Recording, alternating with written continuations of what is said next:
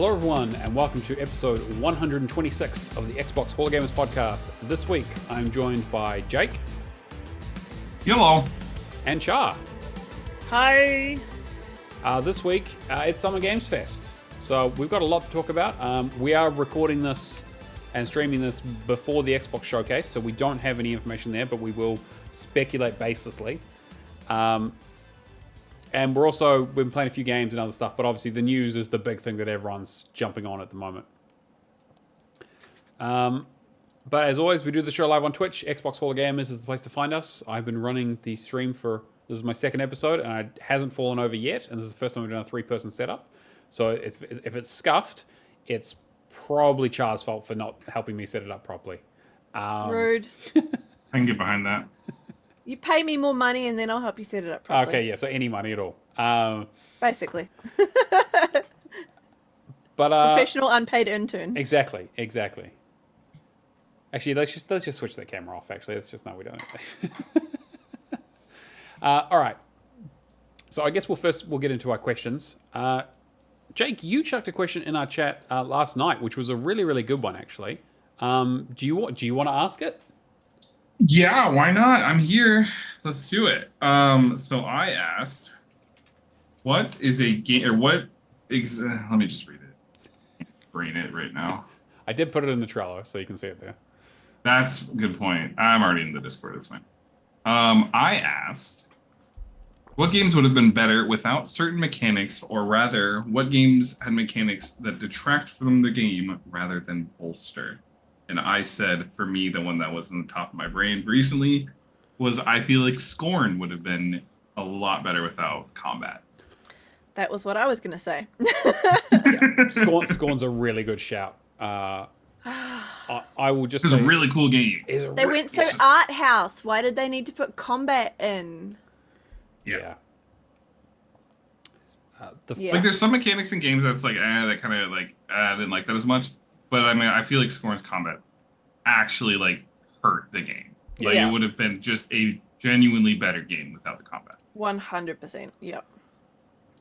In a similar... Even just a setting to turn it off. Accessibility, like... Well, I feel like a lot of games nowadays is in that kind of that vein have accessibility options to help with stuff like that. So like, even for example, Soma. You know, Soma is a walking simulator basically, right? But it's also a horror walking simulator. And the hiding and the hiding stuff from the enemies is kind of the worst part of the game. Because if you're not good at it, it basically kills the pacing of the entire story. And so they eventually added in a mode where it's just like, you could, like, the enemies will jump at you and scare you and stuff if they find you, but they don't kill you and you don't get reset. And so you can just kind of like, you can avoid them from like I don't want to be scared by the monster thing, but also if I do get seen by it, it's not the end of the world. Yeah. So I feel like it's a good point, Char. I think developers are thinking about, I mean, you also see like story modes in games now to make this stuff kind of easier. Either reducing difficulty or invincibility modes or whatever you need really to make games more playable. The one that springs to mind recently, I mean, I will talk a little bit about it in what we've been playing, but I was playing through Bookwalker, the one that's leaving Game Pass, which I wasn't quite sure what kind of game it was going into it, but it has turn-based combat in it for no real discernible reason. It feels quite tacked on and not great. It's a very, very simple system that is just kind of not very good and really feels like, okay, well, like, did they need to pad it? Did they were like, well, I built this mechanic. It's going in the fucking game, you know? I don't know. Anything else spring to mind for you guys? I mean, God, it was honestly Scorn that was on the top of my mind, and then you saying that about Bookwalker is what made me ask the question, because I remember you talking about like, oh yeah, the combat sucked, and then I was like, yeah, you know, the Scorn's combat sucked too. And I'm like, I wonder what other games like had mechanics that's just like, why is this in there? I mean, there's a lot of good kind of blanket statements, I guess, like 360 tacked on multiplayer. Yeah. Detracting from games. 100%. I said Forza Horizon without a battle royale mode. Yes. I mean, you know, like Forza Horizon didn't have a battle royale mode in the older games. Why did they have to add it in the new one? I mean, look, I guess there's an interesting mix there, right? Because you have something in terms of our interests around achievements. Like, if they put a battle royale mode in there and didn't give it any achievements, I would never have thought twice about it. Yeah. Yeah. And so, yeah, I don't know. There's something around and like the tacked on multiplayer thing. Like Dead Space 2 had a tacked on 360 multiplayer mode that no one remembers, but also had no achievements for it. So I think that like, I'm kind of like,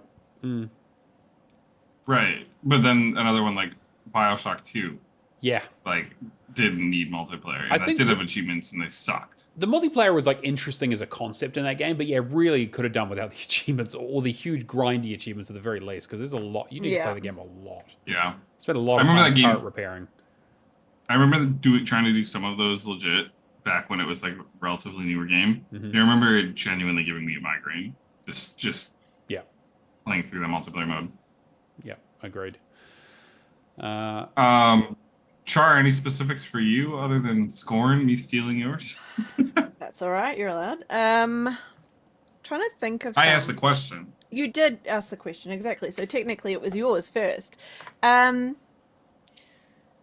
Like, that one was the one that really bugged me. I'm trying to think of other games where, like... Oh, like The Tourist with the arcade games. I kind of, like, I like the idea of putting in arcade games into games, right? Like, it's cute. I love it. I don't like the fact that then there's achievements tied to them. That really pisses me off. Because I'm playing a game because I want to play that game, not because I want to play a shitty arcade game that I'm not good at. Like, yeah. Or like putting racing in something where you don't need to have racing in it. Or like having a fishing.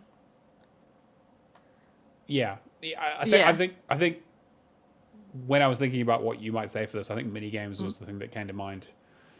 Because that's the part that always pisses me off, because I'm not good at the mini games. And then I'm like, this just ruined this game for me. I'm trying to think of other games that's happened with me. Piku but- Niku with the Yeah. dancing. Well, yes, the dancing was irritating, but it was the ball one that Oh pissed yeah, me that off one more. too. Yeah. But yeah, because you Yeah. added this extra thing, and I'm like, why did you do that to me? Or A Night in the Woods and the Guitar Hero shit. Yeah. Which I'm never going to get completed because I can't do rhythm games. I'm terrible at them. I don't get the timing just doesn't work for me. So like putting that in a game then just ruins it. Like that kind of, and I loved Night in the Woods. Like I thought it was a cute little game, but as soon as you put like Guitar Hero shit, I'm like, nah, cool, thanks. Not to, keep looping back to combat, but another recent one was I feel like Chicory didn't need boss fights. Yeah. Agreed. Yeah. Like they weren't really terrible. And the music in them slapped. The music went hard, but they were the only combat sections in the entire game, and they were almost like, I don't know. I played on the 360 or the Xbox One. I don't know why I said 360. I played on the Xbox One when I was leaving Game Pass, and I literally turned on assist mode because I beat it back. I beat it back on the PC without with standard settings, and like I don't think you can even with standard settings you can die. Like I don't think you can die. Really? Like Yeah.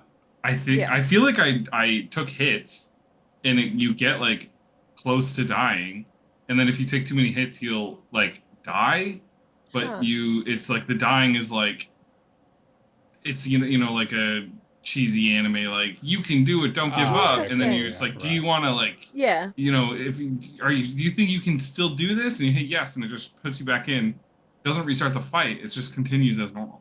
So it's just like what's the point? And I mean, that that's game, what I liked about it. But you can also skip those boss battles completely as well if you don't want to do them. Like there's an option in the accessibility, just be like skip boss battle, done. Really? which is what I did. Like I just like no. The music is amazing. Yeah, During the boss and I think the battles. visuals are really cool. Yeah. Like the design is kind of interesting. Yeah. But they're super out of place. The game could it just sucks about the puzzles and fun and charming. Yeah. Fights. It did not need fights. No. It's hard to say if it's attractive in the game. Like, it's hard to say if maybe the game was worse. But I do think it would have been better without them. Or at least the very least, I wouldn't have missed them. Yeah, right. The fact you can skip them and not really have any major impact on your enjoyment of the game kind of speaks to them not being strictly necessary. Yeah, because Right. I just put all those accessibilities on. I still went in and like played the boss fights, but like I wasn't as stressed about losing or dying because I was like, this is actually kind of just fun. I can run around and still do it, but like not be frustrated that I'm not going to complete it. Yeah. Cameron brings up a point around like games like Fighter Within, which is a Ubisoft fighting game for Kinect, which is like a really interesting concept, but like just there's kind of an interesting idea there around like the idea being solid, but the execution being bad, which I think is a little, maybe a slightly different discussion, but I feel like Well, it's like a cool game being on VR, right? exactly, yeah, right, exactly. You're like, oh man, this Half-Life Alyx thing looks fucking. Oh, okay, I'm never gonna play that. I was feeling like, oh, a new Batman Arkham game? Oh, it's on the MetaQuest. Yeah, so it's on the MetaQuest 3 exclusively. So Yeah. just Facebook Cool. employees playing it. Yeah. Mark Zuckerberg just really wanted a new Arkham He's like, game. I'm gonna be fucking Batman. I'm rich enough. I can be Batman. I am Batman. Oh, that's funny. I liked Kio's too, the Final Fantasy VIII without a leveling system. Mostly because it's like, I agree and I disagree. Because I miss a traditional leveling system because it's one of my favorite things to do in old RPGs. Now that I have thousands of games to play, I'm praising fast forward modes. Sure. Yeah. Settings rather. But so I agree because it's like, man, I miss my traditional leveling system. But I disagree because it creates like the most unique Final Fantasy that exists still to this day. Yeah, I think because eight does have a leveling system for your characters, but that's pretty much it, right? And it scales. Kinda. So yes, exactly. So you get XP and you level up, but the entire game has level scaling, which is the only Final Fantasy to ever do that. And there's also the things with Final Fantasy VIII where you don't have MP, you have to steal your spells from monsters. I don't know. That whole game, top to bottom, is just like they took so many chances, and some people shit on it to no end, and some people praise it for its uniqueness and risks it took. I think probably more the latter. Like, it's not my favorite Final Fantasy by far, but I love that it's just the weirdest. It's just such a weird game. Yeah, I think I will say it is probably my least favorite Final Fantasy, but I still like. But I think I'm on the same track where it's like the things that it did and the swings that it took are so interesting and weird. And I mean, like, and the fact that that game exists at all is kind of a shock. But considering how quickly it came out after 7, and they rushed it, like, because they got it out in like a year and a half or something. Yeah. And yeah, and the fact that it's like the story doesn't really make a lot of sense, and the characters are kind of It's like it's a fuck. The game is fucking crazy. The game is a mess, a huge fucking mess. But it is so interesting that it just even exists because it feels like an experimental, like art house kind of game. Yeah, exactly. And I will die on the hill that Triple Triad is the best Final Fantasy card game minigame. I agree. That exists. I agree. Triple Triad is fucking fantastic. It's bullshit, but it's fucking fantastic. It is so fun. And then we have Bulbasaur with battle passes, another kind of vague, or not vague, but like broad topic, not just one single game. And I agree. Yeah, it sucks that you can't. Modern games don't have, I liked grinding out skins in Call of Duty by getting headshots, and I liked grinding out costumes by getting all the collectibles or doing certain challenges. And now it's all just like Black Pine Battle Passes. That kind of sucks. Yeah, we didn't put it on news, but like Multiverse is like taking that to the extreme with their re-release. My brother has been complaining about the battle pass and the like taking forever to unlock characters. And I messaged my friend who's a huge platform for the guy, like plays Super Smash Bros. Competitively. I'm like, is he Amazing. valid? And he's like, yeah, it's terrible. It sucks. It's a real shame. Yeah. Because, like, I think, people really did like that game when it first came out. Cameron also mentions weapon maintenance in Breath of the Wild. Yeah, that's one of those things where I, as a concept, I think weapon durability is one of the worst things that's ever been added to video games. But I'm also like, I don't like survival games. I don't like having to scrounge for shit. I just want my thing to be a thing, and I just play as it. And I don't think that Breath of the Wild or Tears of the Kingdom would work without that concept, without weapon durability in it, because the game is just kind of built around the fact that you switch weapons constantly, you make stuff, you build stuff, you kind of, stockpile things. I agree. So I don't think it detracts from that experience, but I feel like it maybe detracts from my wanting to play the game. If that makes sense.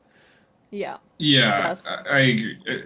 As a general, I don't like weapon durability for survival games. Yeah. Dead Island was the first game I really discovered I hate weapon durability, I think. Because I don't think they did it right. I think they made every single weapon break in 3 hits, and it just was infuriating. Yeah. But Breath of the Wild, I agree. It was necessary because I feel like you just get the Master Sword, and then you just lose such a big part of the game. Mm-hmm. Like, you just never have to worry about resources. And, yeah. Yeah. Bulbasaur also says the removal of the crypt in Mortal Kombat, which I guess kind of ties in with like the unlock stuff. Yeah. Cameron. Yeah, the crypt was cool.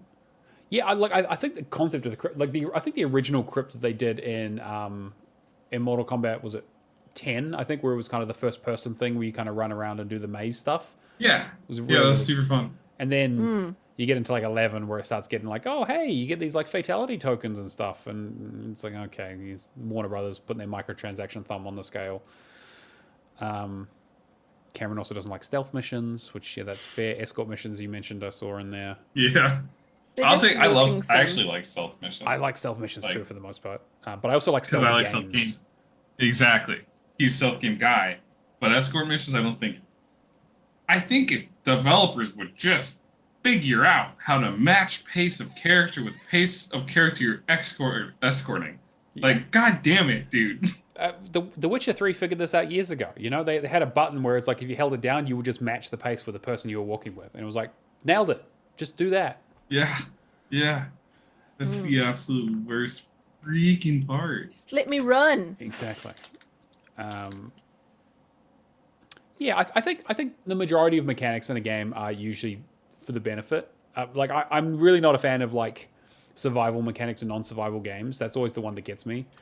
Where it's like, I don't really want to have to worry about like my health or my hunger meter or my water meter or my tiredness. And like, I know that, yeah.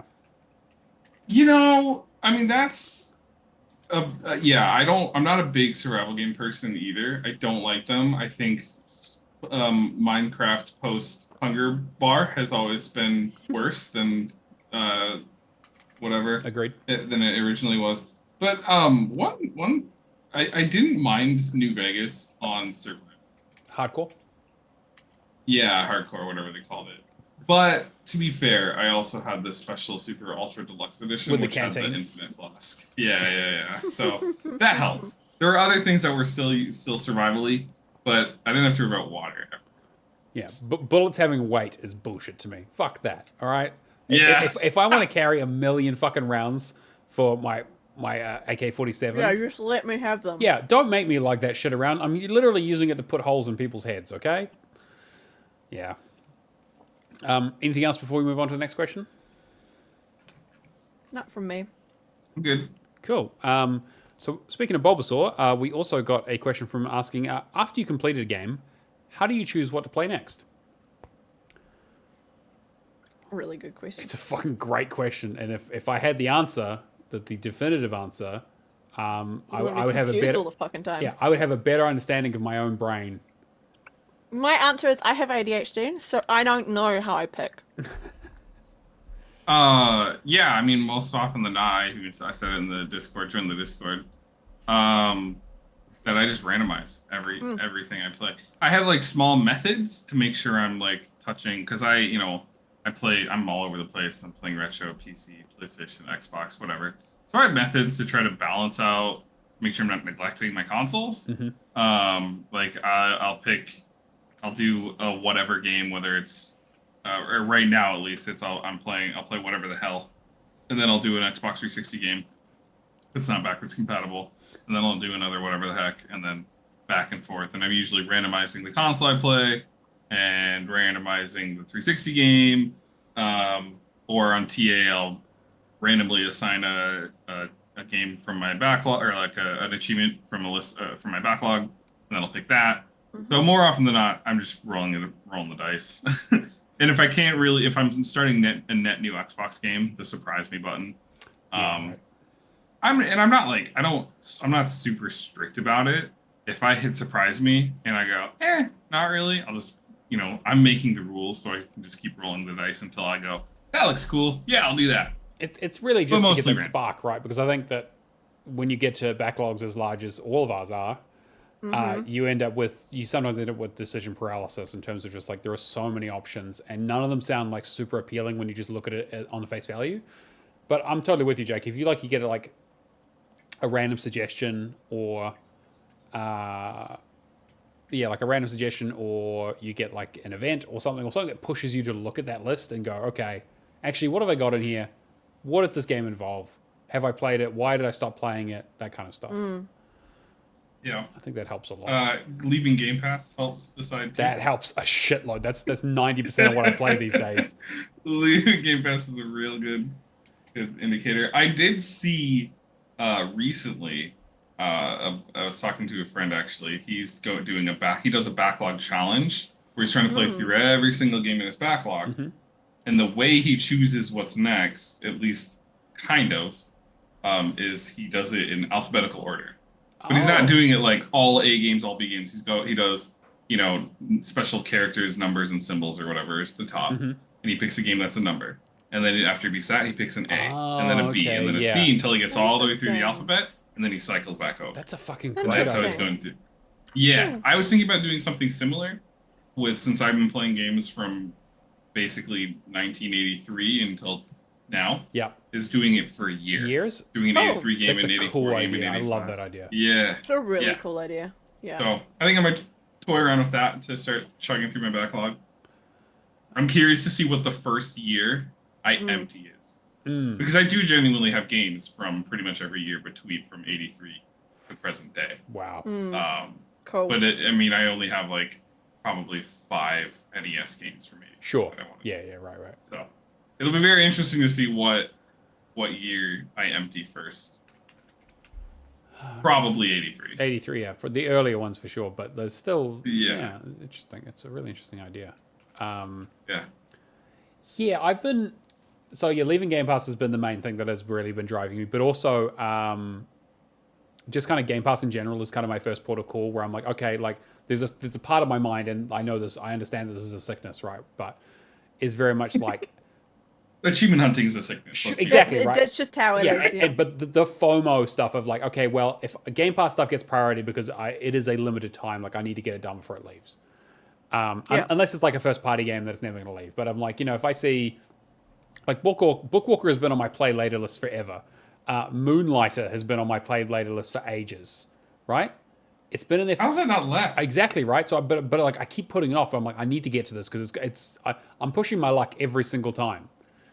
When you get to it, let me know because there's a not very well publicized exploit that me and Mike use. Oh, okay. I will happily. I'm pretty sure she wrote a solution about it at this point, and we can probably find the videos. But it's an infinite money exploit. Beautiful. Basically. Okay. So cool. it's like Mike almost got banned on TA for it because somebody reported her because like she unlocked it. She was in such close proximity.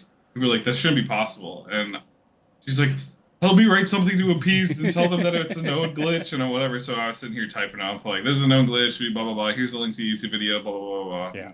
She got wiped clean, but yeah, she almost got banned because again, it's a not very publicized glitch. Yeah, right. Exactly, but yeah, it's like I have stuff like that sitting there where I'm like, okay, well, Game Pass stuff. If I've started it, I definitely need to play it, and if I haven't started it, I need to kind of assess if it's going to be leaving Game Pass. Will there be enough time for me to get it done in 2 weeks? So like Bookwalker is one that I've had sitting there for ages, but I'm like, it's a 8 to 12 hour game. I can get it done in the 2 weeks before it goes, which I did. But if you get something like, I don't know, Octopath Traveler 2, for example, getting added. I'm like, I'm probably going to want a few more days to play that. So I might try and play that a little more. You know, maybe not right when it comes out. Like, again, I don't tend to play stuff right when it comes out to Game Pass for the most part. But usually, like, okay, I'll make a concerted effort to kind of at least stagger it. So I'm like, okay, I won't be surprised with a list of 5 games that I want to play leaving. It might be 1 or 2. Cameron also brings up a good point. Yeah, server closures are another one, obviously, that kind of lights a fire under your ass if you're trying to get stuff done. That's fair. Yeah, Game Pass at this point has become, especially the leaving games, has become more of a added to wish list dictator than play dictator. Just because I was doing those leaving Game Pass games so exclusively for so long that I was literally just like, I've ignored everything else, every other console, every other So I have been thinking lately that I'm like, I need to do the games that are quick as they get added, not as they leave. Exactly. Like I did like another Crab's Treasure right when it came out because I'm like, I wanted to play this. It looks interesting. Once they fix the achievements, I was like, cool, I'll jump on it and we'll just, have a good experience, talk about it, and then when it's leaving, I don't have to worry about it. But I still, having said that, I still have I think 20 different play later games that I want to get to, and that's only the ones I've marked. Yeah, I mean, and it's so I have 2 lists on my Xbox, called Game Pass pickups, which anytime a game is leaving Game Pass, I'll chuck it in that. I even was crazy for a while, and I'm like, I'm gonna start diving things that are leaving and not finish them. Which was, I only did that for a little bit, just because the time of diving is like, it doesn't feel like the best use of my time anyway. Yeah. So I just chuck it in this list now too. And then on TA, I have games that broke my heart, which is everything that left Game Pass. Yeah. I've definitely become more selective though when it comes to leaving Game Pass. Like I'll play most of it, but like Firewall Pioneer, I was like, you know what? Like I don't really feel like I need to put myself through this experience. Like I was just like, I'm not getting much out of it. Because it's really easy to get sucked into like, this is only 2-3 hours, 3-4 hours or whatever. And I used to do that. I'm like, it's only 5 hours. And then I'd be playing them and I'm like, this is 5 hours that I didn't need to spend. Yeah. Like just because it was short, a quick, easy gamer score. Like, I don't need the score. Like at the end of the day, like anymore, I'm perfectly happy with where I'm at. So I'm just it's more just to experience the games and get the most out of the ones that I'm interested in. And like I think Bookwalker is a good example of that. Yeah. Yeah, for sure. And then the other one is that I still have my I've been playing a little bit of my unstarted list of basically diving and then completing the games immediately. Of okay, actually I have a backlog here. I've got 100 or so games in it. I really need to just start chipping away at this and try and figure out why I never played some of this stuff. Yeah. Well, hopefully that answers your question there, Bulbasaur. Well, let's get into the news. So, how do we want to tackle this? Because we've got the Xbox game showcase happening tomorrow, and apparently they've got like 30 games and it's going to run for 2 hours. Do we want to speculate about that stuff first, or do we want to talk about the Summer Games Fest stuff first? Let's talk about what happened yesterday. Sure. All right. I think that makes sense. Yeah. And then we'll speculate what's happening tomorrow, right? Cool. Yep. Time flows linearly, right? Yeah. Makes sense. So I grabbed a few things to talk about. I suppose the first one we'll start with is Alan Wake 2. Let's just start with that. So Alan Wake 2, they announced Night Springs DLC is dropping like today, which is fucking insane. And apparently they're doing physical editions finally, which I guess I know was a bit of a strange sore point for a lot of people. Yeah, I heard about it. I didn't know too much. I unfortunately was not. I was just doing other things when Alan Wake 2 came out. I wanted to play it because I loved the first one. I felt like the first one was a weird sleeper that so many people were late to, but better late than never, I guess. But that's another conversation. So yeah, they announced the physical and they twisted me. They grabbed me by right where it counts, and I ordered the collector's edition from Limited Run. So that'll be in December. Yeah. So I guess you're going to play it then, basically, right? Yeah, I don't think it makes much. Like, I'm stupid with my money, obviously, but I'm not stupid enough to buy a collector's edition of a game and then buy the digital version just so I can play it before December. Like, I have plenty to keep me busy till December, so Yeah, that's totally um, fair. Uh, Char, I mean, Alan Yeah. Wake was one of your favorite games of last year, as It was mine. was, yeah. What are your thoughts about the Night Springs DLC? I'm ready. I want to play it. Like, as soon as I've got availability, I want to play it. Like, I love Control. I have Control ready, sitting on my computer, ready to go because I'm going to do the PC version. I loved playing Alan Wake 2, so I'm ready. Like, I want this. this just in, Mhm. or before we were talking about this earlier, I was talking about how I ordered the limited edition and Yes. how the deluxe edition listed that it came with the DLC and Alan Wake Remastered and some other digital goodies. And the limited edition or the collector's edition, the bigger one, didn't list any of that stuff. And I was confused. I just was like, let me go pull up the picture of everything you get. And you do get Alan Wake 2 Deluxe Edition. Gotcha. So it would Okay. be assumed that you get all the Deluxe Edition goodies on top of your keychain key and your angel lamp and your art book and pins and Cool, stuff. cool. So Yeah. Okay, that's good to know because that collector's edition does look pretty cool. Although like I don't collect physical stuff anymore, but me 10 years ago I would have bought 3 copies of it. I mean, I'm probably just FOMOing too because anytime it's limited run, there's like Yeah. way.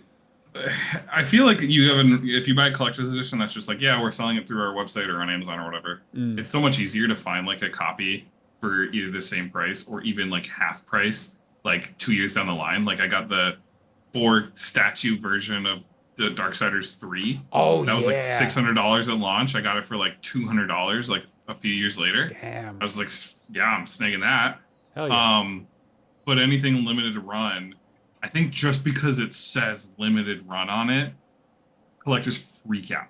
Like Yeah. some certain limited run prints are they were like $60 at launch, and they're going for like $1,000 now.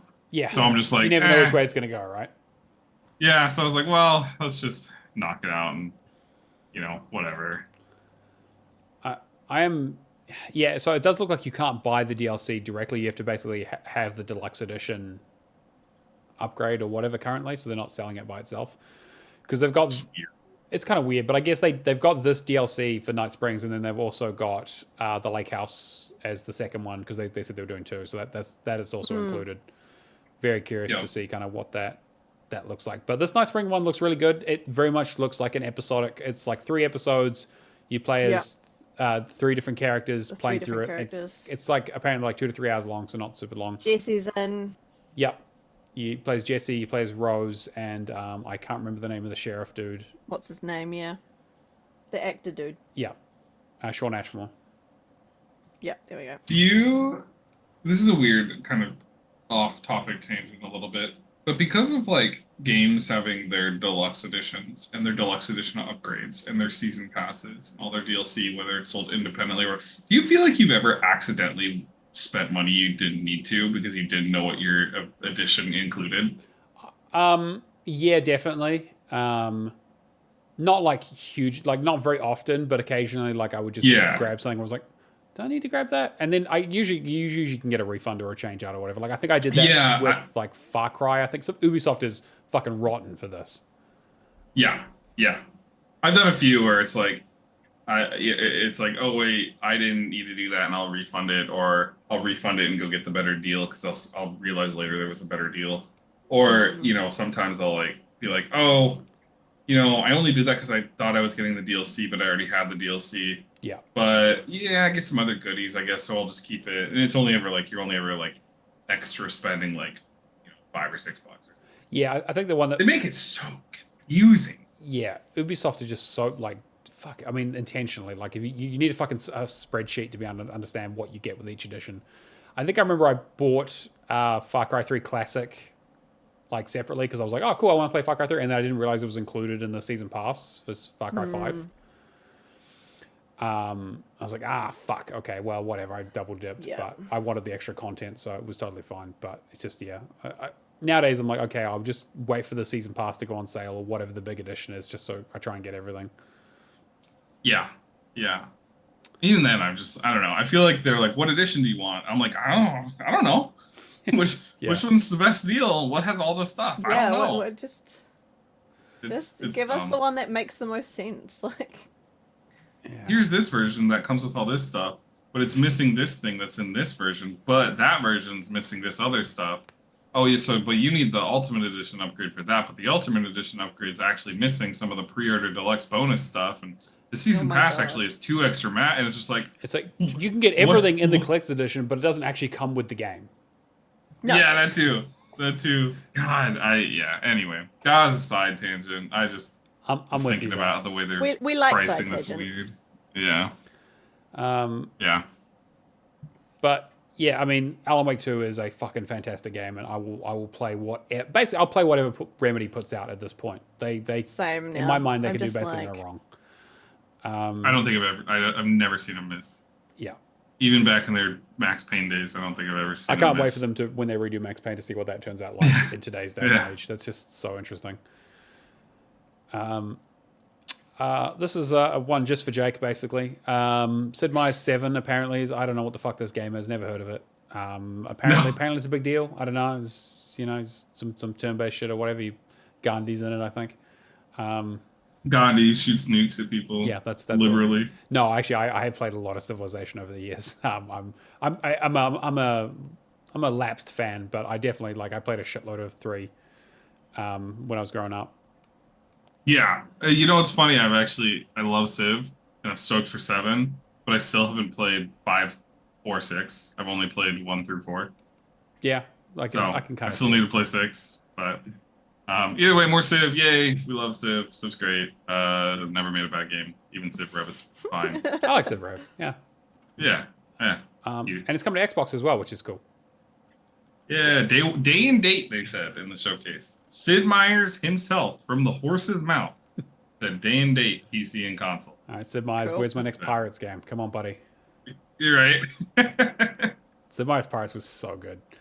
Yeah, I don't think there's much more to say. I mean, to be fair, if you like Civ, you'll probably like Civ 7. Or if you do like Civ, you'll probably hate it, because that's kind of how... I remember when True, Civ 6 yeah. came out, people were fucking upset about it. Yeah, Who's but now I Cat feel Rose? like the dust is settled. Of course, everyone loves Civ Everyone 6 now, loves because they Civ 6 now. they're like, but it's not exactly the same as the previous one. And I was like, really? Yeah. And then 7's gonna come out, and everyone's gonna be like, "This is dog shit." And it's like, well, because you haven't learned it. You don't know the meta. You're not cracked all of a sudden. And then people will figure out the game, they'll crack the code, and then they'll love Civ 7. Yep. This is a bit of one that we were talking about in the pre-show. And if you want to listen to the pre-show, give us some money on Patreon. Patreon.com/Xbox Hall of Gamers. Silent Hill's creators' next game, Slitterhead, is coming later this year, which is November 8th, which is primetime game release dates, which is interesting. We watched the trailer. What did you guys think? I'm stoked. I just say what I said in the pre-show. The combat looks slow, but I feel like that was the trailer trying to show the combat too hard, and it could be sick instead. They could pull a fast one, and the combat could be really cool. But I don't even care if the combat's good or bad. I think thematically the game is it piques my interest enough that I'm stoked for it. Yeah. Char, you like horror games, right? To a point, depends on the horror game. It looks like the anime Parasite to me, which I find very interesting because I wasn't the biggest fan of that anime. It's probably not one that I would jump on straight away. I'd have to wait and see what other people thought of after they play it, because I tend to prefer I really like Scorn, aside from the combat, but we've talked about that. And I like games where I don't feel like I'm struggling with them. Sure. And I feel like that would be one of those ones where I feel like I would struggle even. unless there was accessibility options, I think I'd probably have a hard time with it. So I don't know that I would enjoy it, you know? I don't know if the Japanese know what accessibility options are. No, I don't think so. But yeah, like, yeah, I'll see what it's like when people start playing it, and then maybe. It looks more more like an action slash hack and Yeah. slash than a horror game. It looks Yeah. more like a Devil May Cry. Like- Yeah, which I'm good with, as long as I don't have to parry or block and shit. If I can just go in and hack shit up, I'm good. It does Then, look yeah, cool. like, yeah, is that like, it's like very much like action horror kind of, like horror vibes, but very much like, hey, I've got fucking claws and I'm gonna fuck shit up. Yeah. Yeah. Which is interesting. Yeah, like Devil May Cry is a good shout. It definitely looks a lot slower than that, but I think maybe it also has this interesting mechanic. I think the main thing that was interesting was this mechanic of being able to swap between bodies and possess things. Yeah, that wasn't really explained in the trailer at all. They just were like, look at this person jumping off a building, and then you jump out of the body into a different body, and then you see the body you were just in, you know. The smashed in shell of the concrete. human being just on the concrete. Yeah. Like, all right, well, I guess that's just... And it's like, so what's the use case for that? Like, just to fucking jump off buildings and then go to a different body and watch it from another, like, what is that what you wanted to show us? The game was like, it tonally looked very weird and interesting because I wasn't, you hear Silent Hill's creator making a game. You're like, okay, cool. Is he going to do like a spiritual successor to Silent Hill? And it's like, not really. He's doing like, no, we're going to do like a Devil May Cry thing with body snatches, but also some supernatural elements, but also weird bug parasite things. Like, it really feels like a real grab bag of horror concepts that I'm very curious. When I first saw it, I was like, okay, this looks like Sleeping Dogs meets what was that fucking game that Tango put out? Ghostwire Tokyo. Yeah, I got Ghostwire Tokyo vibes. Where I was like, okay, cool. Like, there's some kind of magic thing going on. Maybe some sort of spirits thing, but also like definitely some sort of weird parasitic monsters and body horror. And then they showed like this whole thing where it's like you were doing like this platforming segment where you were jumping between balconies by teleporting and shifting into other people's bodies as you just move along. So I'm really like, from a story perspective, I have no idea what the fuck this is. I'm definitely keen to check it out though. Yeah, November 8th. A couple things we didn't cover in the pre-show because IGN didn't cover them. IGN missed them. Oh. I remembered because I watched it today. Also, was Black Myth Wukong. Oh yes, which I think we saw last year. I think they kind of showed off a trailer for it or some gameplay. Yeah, I forgot about it, and then I saw the trailer and I was like, oh yeah, I remember.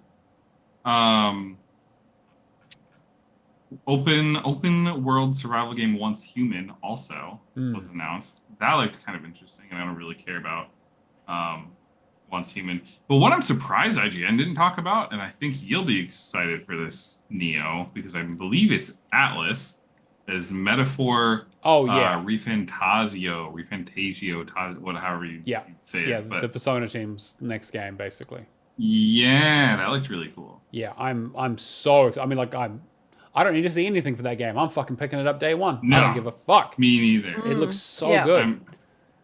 I'm same boat. Why didn't IGN cover that? Yeah, that was I a don't know. big, and they brought developers out and translators out and everything. That was weird. Yeah, that one looks really cool. I'm stoked for that. I mean, all you got to do is tell me Atlas is behind it, Persona's behind it. I'm just a giant weed, so. Yep, super on board.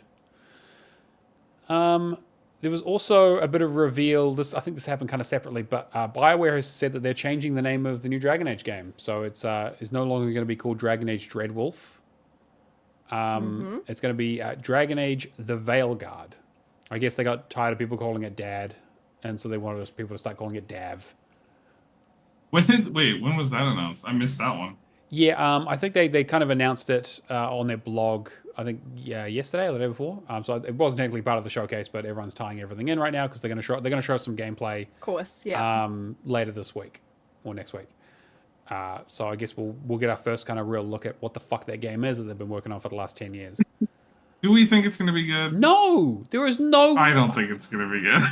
I will probably play it, right? But there is no way that a game that has been 10 years in development with a storied as history as fucking Yep. BioWare has had, that this could turn out to be anything but a mediocre game at best, unfortunately. I mean, It breaks my heart. I've been hearing rumors of it also being live service, which would kill, like, on site, kill it for me. Yeah. If that's ever confirmed. So Like, apparently if they they're were like, doing yeah, it, and then they might not be doing it, but maybe they will be doing it. They shouldn't do it. Yeah, If definitely they not. want the game to have any chance at all, they shouldn't do it. They should have learned. It's EA. They should have learned from Anthem. Yeah. What else, other live service games did they try? I'm sure a couple more than just Anthem. They should have learned from Anthem though. Yeah, I fucking hope so. Who Yeah. learns? Yeah. I feel like every company gets one, right? You can try your live service game, and when it inevitably fails, like you get your live service card revoked. And you Pretty much. You're like, gotta hey, go no, back to, your money's no Yeah. good here. sorry, we're not Warframe. Yeah, We're exactly. not Destiny, and we're not. I don't know what are the other Division. I guess was all right. Did it? I would count the Division as a successful live service game. Yeah, for sure. I mean, they also were like, "Hey, Heartland," and then they were like, "Actually, no Heartland. That's no, we're not doing that." Yeah. I mean, Ubisoft is fucked up a million other ways. True. but Yeah. I was just trying to list successful live service games. Like Destiny is pretty much the only one, right? Destiny and Warframe, Yeah, and the Destiny's Destiny debatable. Warframe. Destiny's debatable, for sure. I mean, it's still at its core, and whatever. And I'm curious about their final expansion. And I was just thinking the other day, maybe I'll do like a story only run for a. You could bust out all the expansions I've missed in a weekend of playing Destiny. So I don't know. Yeah. Just see where the story's at, see what's up. But yeah, otherwise, no, there's never been another successful live service game. They got to stop. It's the quickest way for me to cancel a pre-order for any. I mean, I don't pre-order things anymore, but it's announcing your game as a live service game has been known to cause me to cancel the pre-order on site. Now, just wait for Facebook to bring out their next VR live service game. Jesus The Christ. game with the smallest audience of all time. Yeah. And then the next thing we sort of saw was this Blumhouse Blumhouse Games thing, where they kind of did a bit of a reveal of some of their stuff that they're working on in their publishing house, which is super cool. Bunch. of Everything stuff. looked great. And I was on board for all of it. Yay, horror games with mechanics again. Yeah. Yay. Yeah. So These are the ones that I'm really interested in. Like Yeah. the art style's more up my alley. The gameplay looks really great. Yeah, the Fear of Spotlight. Was it the Fear of Spotlight? Or? yes, yeah. Yeah, that looks amazing. And Project. Which one was C- that? So, the Fear I don't know of- the names. I know they flash all the names after they show them. It but was I the one that couldn't- looked like it was that's- a PlayStation 1 game, but like the upgraded one Yeah, with the there were like two of those. It has cozy feels, which is really funny, and it's cozy game pals yeah, with Bloomhouse. which is There's the The farming art sim. style's beautiful. Mm-hmm. The farming sim with murders. yeah, Yeah. that's That the seems interesting. Cresol Theory of Idols, the folklore, and yeah, Yeah. and And even just like the first person shooter one looked cool. yeah, Yeah, Like- they all look fantastic. I think they had one that looked like the modern day walking sim horror game or whatever. Like I'll forgive you. Sleep for Awake one. was their psychedelic first person one. Yeah, they look kind of generic, but Yeah, everybody gets one. But no, I'm stoked for horror games. I think people are finally realizing walking sim horror games are overdone and gotta go. Yeah. Yeah, they're probably scarier, honestly, just because they can set it up easier. And you're defenseless most of the time, and Yeah. that always is a little more anxiety-inducing. But they're not good. No. Like, why did we think we needed to stop having fun, like making horror games actual games? I mean, you Yeah. can. It really comes down to Amnesia: The Dark Descent being the one to blame for that, right? Yeah, Unfortunately, yeah. Which And was- Outlast. yeah, exactly. Like those two were like, Amnesia started it. I think Amnesia Yeah. started it, and Outlast like took it. yeah, and because ran at least with it Amnesia had whenever it an was- inventory and some other bits of some mechanics and stuff. And the puzzles were cool. Yeah. The puzzles were good. But Outlast was literally just like you're walking. Like that was I basically still there haven't were a finished that couple fucking puzzles. game yet. Yeah, I mean all I need to do is do collectibles, but I just can't bring myself to play it. It's not even because it's scary. It's just because it's like I just any like Xbox One forward horror game I just don't like because they're just not fun games. Yeah. Yeah. I'm with you. I'm very passionate about this topic because I'm an old school horror buff. I love old school horror games. So, it's the they've massacred my boy kind of thing. with Are we horror talking about games and Silent Hill stuff. too? I didn't. That's not coming to Xbox, unfortunately. But Yeah. Anyway, so the Blumhouse showing their games. I was impressed. I'm excited for a return look to form great. for horror games. I'm also I'm a fan of also that these look like they're going to be smaller, like curated. I'm trying to think of the word, but basically like lower budget kind of games that are like, hey, yeah, we're just going to bring these out every now and then, and you're just going to have a good time with them for like a run through or two, and that's it. That's all it needs to be. Yeah, they're all indies. I mean, that's Yeah. what they said in the showcase was they brought out Jason whatever from Blumhouse or something, and he's like, yeah, we're taking the same approach to games as we do movies, where we just like find like independent creators and giving them a platform for shit. I'm like, that's awesome. Great, yeah. Obviously, Project C is the one that I'm most excited about because Sam Barlow just does amazingly interesting stuff. Hopefully, we hear a little bit more about that soon. All right. And I guess that's probably about it for terms of stuff that was like kind of announced, unless there's anything that sort of springs up. But Except Dragon Ball Z. Dragon Ball whatever, Z, yes, there was Spark. Spark Zero. It looks really fucking good. It looks fucking sweet. Yeah. It's cool to see them going back to the kind of Budokai Tenkaichi kind of the sort of 3D battler thing as opposed to the kind of more traditional stuff. I'm stoked. I'm stoked for it.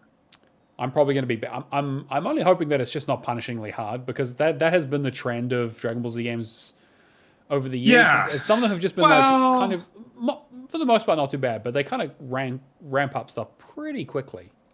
I think Xenoverse 1 and 2 were just grindy. Yeah, there is that They're too. really grindy. Fighter Z is also just grindy. It's also a fighting game, like a very, very traditional. Yeah, a genuinely traditional, less a traditional CG fighting game.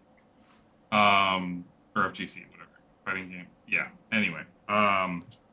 But the 360 Dragon Ball Z's, like, there were a couple that were like Dragon Ball Z's Limit Break or whatever will forever haunt me.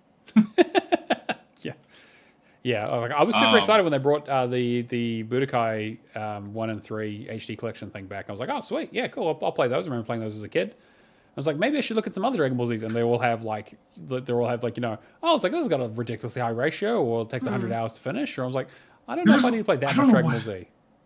I don't know what happened, but they like decline. Like Limit Break was the first one on 360, and that game is brutally difficult. It has the typical like fighting game, like beat the entire cast or beat 150 fights in a row on super hard ultra or whatever without ever losing, kind of stuff. And then they kind of just like gradually get easier and easier to complete. Where like Battle of Z, I think is a typical like 20-hour. Oh, okay. But then Xenosaga and Xenosaga 2 are both grindy as hell. And you need like an actual group of people apparently to beat like the raid bosses, unless you like start shaping out your character from level 1 to be able to solo it. Wow. Which is interesting. And then Fighters is just a grindy ass actual traditional fighter. And then Kakarot's easy. I've got Kakarot. Yeah, I did player. start playing that. Yeah. All right. Well, let's get into some baseless speculation then, because this is where the fun stuff happens. Because we're an Xbox podcast, we're going to speculate about all the bullshit we've talked about the bullshit that Microsoft is going through currently. And there's a couple of rumors going around. Apparently, there is a consideration for a new Halo remaster for the original Halo game. And apparently it might be coming to PS5. That'd be crazy. That's kind of insane, right? Like, to see that as a headline.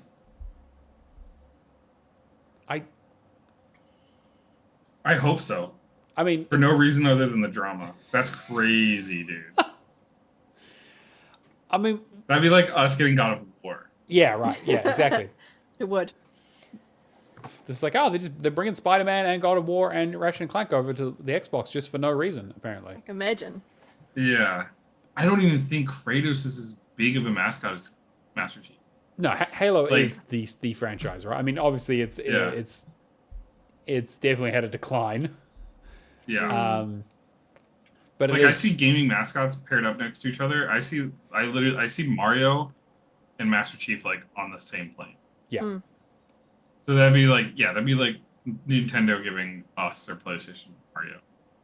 Yeah. Which is crazy. You just wouldn't see it. Which sidebar is I thought it was interesting that Lego Horizon, which was also announced by the way, if you hadn't watched. Lego Horizon as in Horizon Zero Dawn Horizon, the PlayStation exclusive, is launching day one on Switch. Which is interesting. Yeah. Yeah. So I'm wondering if Yeah. this is like the kind of thing where maybe they're getting a little more open about some of these like spin-offs or remasters or whatever of, you know. Yeah, I mean maybe they're realizing there's other vectors for making money. What a fucking Yeah. surprise, right? Who knew? You brought in your market, you make more money. Weird concept. They're figuring it out finally, I guess. It's only 40 years into the industry.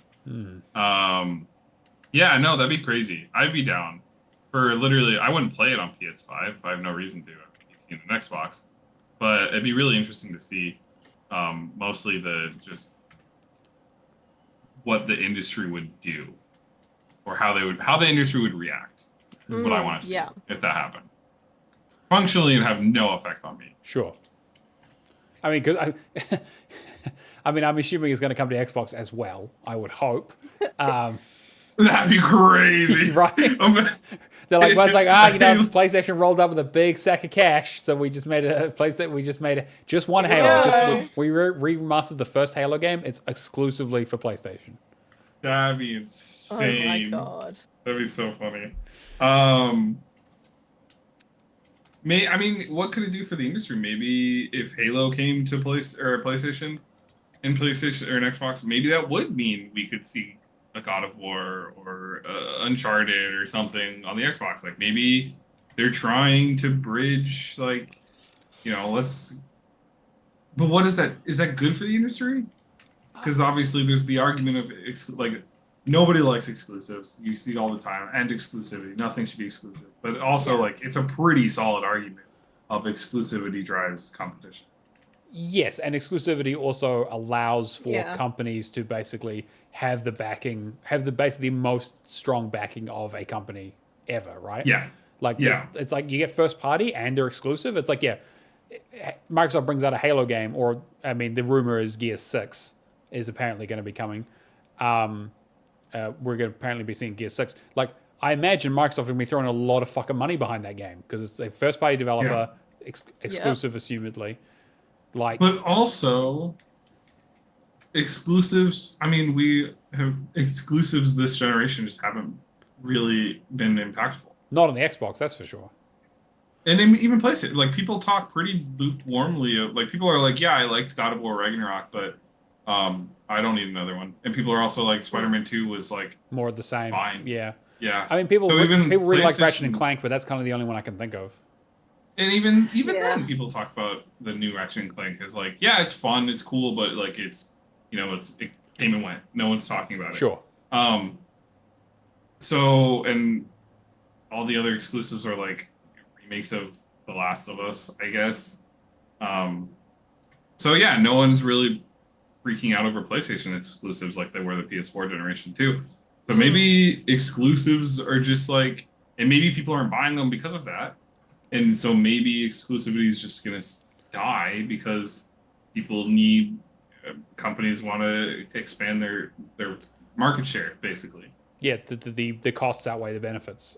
And for Microsoft, that definitely seemed to have happened sooner with a larger part of their catalog. But you could definitely potentially see a world where PlayStation are also wagging that up. I mean, they also talked about bringing things to PC as well, right? Like I think even like day and date. Day and date for any of their live service stuff, which makes sense. They had an interesting idea of. So there was a statement that I think it was last week, where they were like, "Oh yeah, we'll release the first game on PC, and then people will buy a PS5 to play the sequel." And it's like, bro, no one's gonna play God of War and be like, oh, I definitely need to pick up a PlayStation to play God of War, play God of War Ragnarok. It's like, no, I'll just wait 6 months. Like, I don't give a shit that much. Like, your brand isn't that strong. Yeah. I say do it. Yeah, I think Halo on PS5, do it. apparently You'd have a certain group of people that would piss off, but I don't care. Do it. Apparently there is this was kind of a ongoing report from this Latitude project that was kind of codenamed around the other games they're looking to bring over. Apparently the ones on that list are Age of Empires, Age of Mythology, and Senua's Saga 2, so Hellblade 2. And potentially even Starfield. But I guess we will see what is going on there. I mean, again, like Starfield was the one that was rumored forever, but basically got shot down. I don't know. I guess maybe, and this probably ties in with our next thing around kind of what's happening at the Xbox showcase. How many exclusive games for Xbox and PC are we going to see? I mean, because they're obviously not going to say, "Oh, it's coming to PlayStation." We're not going to hear the words PlayStation on that show during the thing, right? But how many of them are going to say and other consoles? Yeah. Or other platforms? I hope 30 games are from the 30 studios they bought. Yeah. That's what I want to hear. Yeah. Just accurate. bare minimum, that would be nice. Yeah. See what the fuck they've been doing. Yeah. And I'd be down for them to be. I mean, I don't know. It's Microsoft. I don't think we hear much Microsoft exclusive or Xbox exclusives as much as we hear Microsoft or Xbox platform exclusive. Sure. So like right, PC and Steam. I don't know. I don't think it's Microsoft's game these days to make exclusives because I don't think they have much of a. They just don't have the platform, I guess, for that anymore. I don't know. It's a weird. The industry's in a weird place right now with like exclusivity. Yeah. So it's hard to say. Yeah. I mean, let me put it this way. They show off a new trailer for Fable, right? And then at the end of it, it says Xbox and other platforms. Like, do you guys think that is a likely thing that's going to happen? For most of them, I would say, Right. would be Xbox and other platforms. Yeah. Yeah. If not all 30. I wouldn't be surprised if every single one, all 30 games were like coming to Xbox and other platforms. Yeah. Play it day one on Game Pass, but also if you want to be a schmuck, you can buy it somewhere else. Essentially, I think it's going to be their messaging. It's just so interesting because it's like there's already such... People are already talking about how there's no reason to buy an Xbox because everything's on PC. Yeah. Which is valid, for sure. Yep. And the exclusives that are console exclusives aren't that good. So it's like if they do start branching out and doing all these extra releases, it's like, would they even sell another... Would they even do an next-gen console? They've already confirmed they're doing another console, They're doing something. Yeah. Yeah. But it's like they have to be aware that it's even then, it's like, if was almost no reason to buy a Series X, what reason would there be to buy the next-gen console?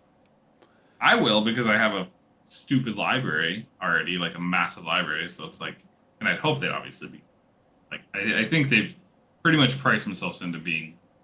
Like, having continuity between your library. Oh, yeah, for sure. 100% at this point, yeah. Yeah. If they didn't, if they were like, yeah, here's the new console, and it's not compatible with any of your... Even if they're like, it's not compatible with Xbox One or 360... Is even when I'd kind of start going, I'm good. Yeah, no, I'm good. We're moving to PC. Yeah. Yeah.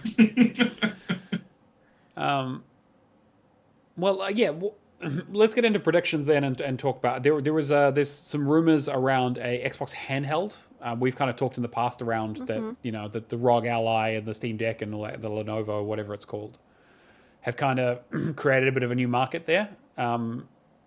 And we've kind of discussed whether it makes sense for Microsoft to be in that market and what stage where they position themselves. Yeah. I don't know. I mean, Charlotte, let's go to you. I mean, like, would you if Microsoft came out with a handheld and they were like, okay, you got three options. The first one is that like it's like just a streaming service on a screen, like real basic. Doesn't really have any memory of its own. It's like the PlayStation Portal where you can basically just play your games remotely. Yeah. You've got that. You've got something that's at like a Switch level, which is like, oh yeah, plays a few 360 and indie games. It doesn't really do much else other than that. And then you've got like, oh, it's like a Steam Deck ROG Ally, like expensive fucking piece of kit that, you know, has like 2 hours of battery life and weighs a ton, but will fucking play some really good fucking looking games and like has some dark magic on it that just fucking runs shit amazingly. Like, controversially, I wouldn't have any of them.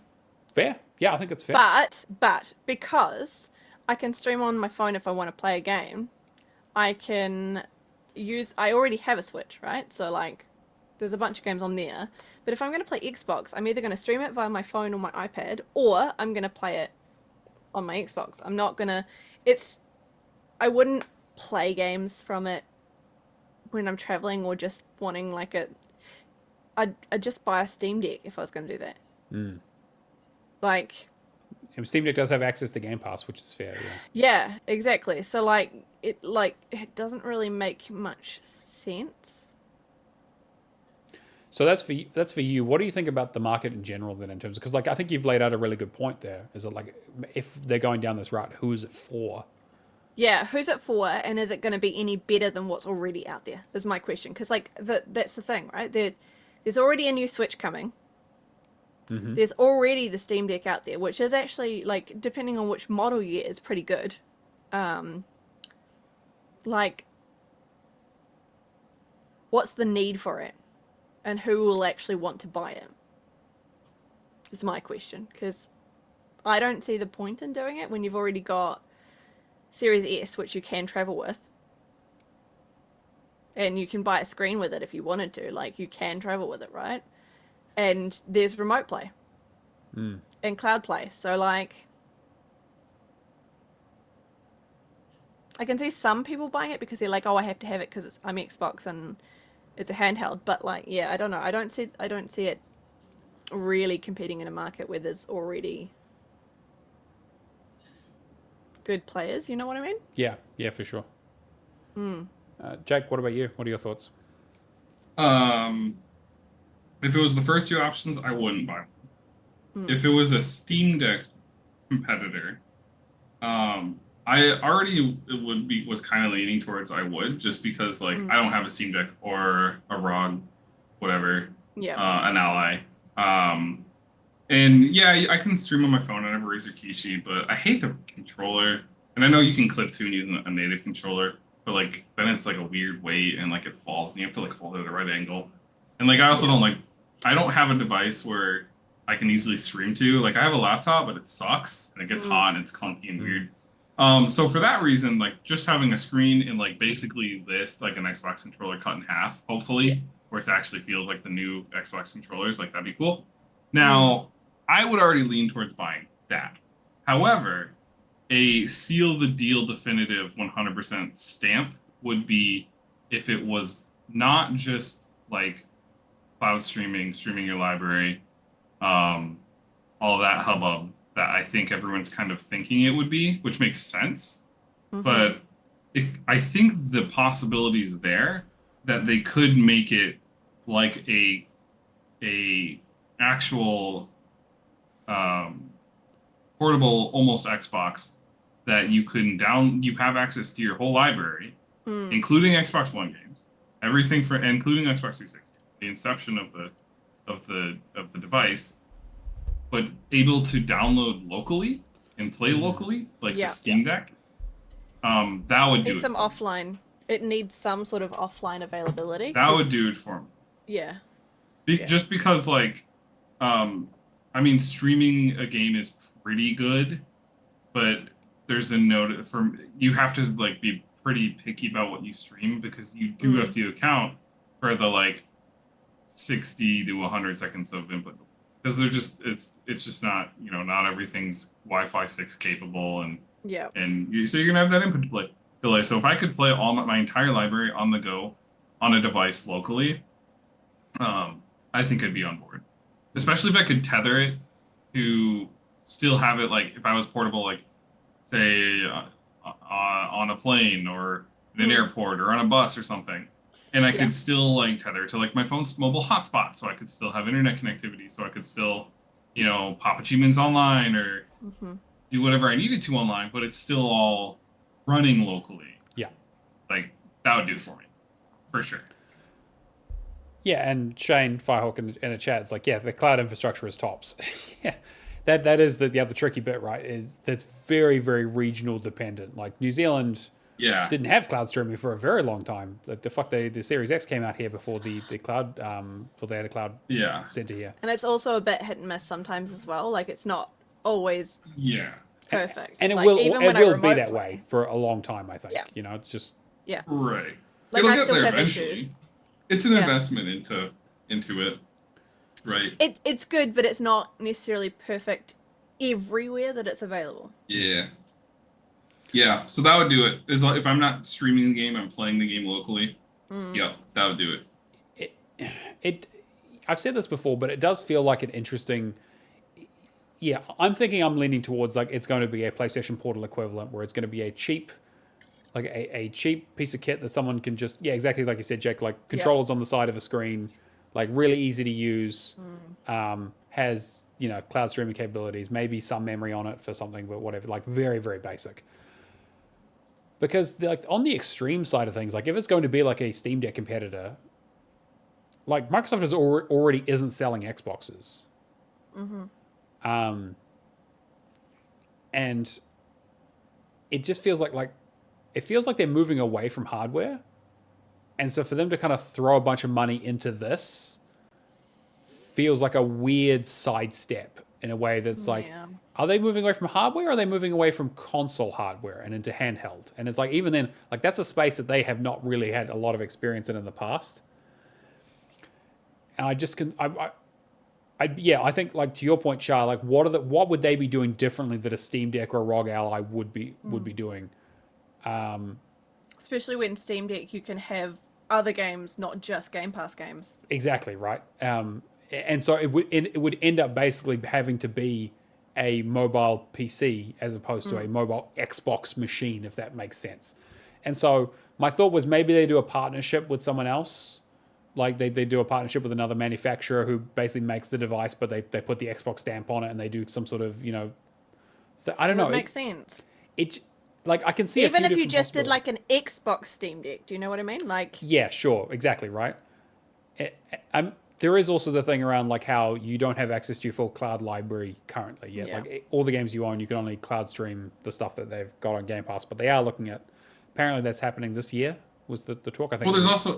Yeah. Do you guys have console streaming yet? Yep. Yeah. Okay. That's what I primarily do. Yeah. Yeah. I remote play my Xbox from my room because the Xbox is up in the lounge, and so I'll remote play through my PC, and that's how I play it. And even then, even though that like literally the Xbox is just upstairs, I still have some issues with it. But that's how I play usually. Anyway, it's just it's easier, convenient. Yep, that's fair, and that's what I'm saying. That's why I think that the only way I'd buy that console or their handheld is if it wasn't streaming and it was actual like a local copy of the game, and it was my whole library, right? Yeah, I can locally download a bunch of PC games, and that's great and cool and whatever. But you've never been able to locally play the Xbox version of something, basically, right? Yeah, exactly. Or even a game that's never been on, doesn't even have a PC version, right? I'm thinking like, I don't know what I literally just can't think of Dead Rising 3. That doesn't have a PC version. It was a launch title. You can't locally play that anywhere but an Xbox. Yeah. So that'd be cool to be able to locally play that on a handheld. But I can't imagine they're going to do the work to make that work on a handheld, if you get what I mean, right? Yeah.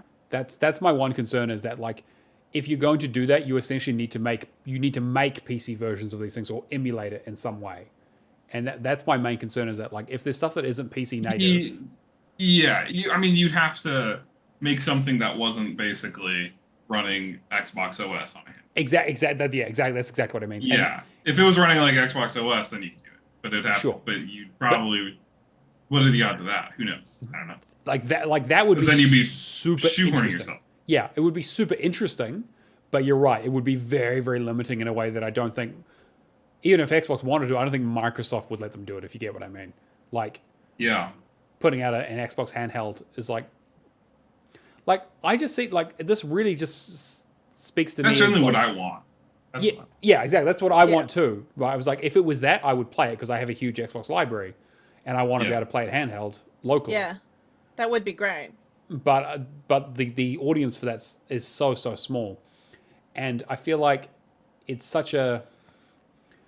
They basically get into a territory where they're like, but you guys already put out tablets. Like, you guys already make Surfaces. Like, you basically you're just reinventing the Surface here with the controllers on the side of it. And we kind of get back to like, okay, well, what are you actually making here, and who's going to buy it? Yeah, what makes it unique, and what actually makes it what's the selling point of it, really? Because like that's the key, right? When there's so many things already out there in the market, what does that then have that's like Steam Deck or anything else not have, you know? Yeah.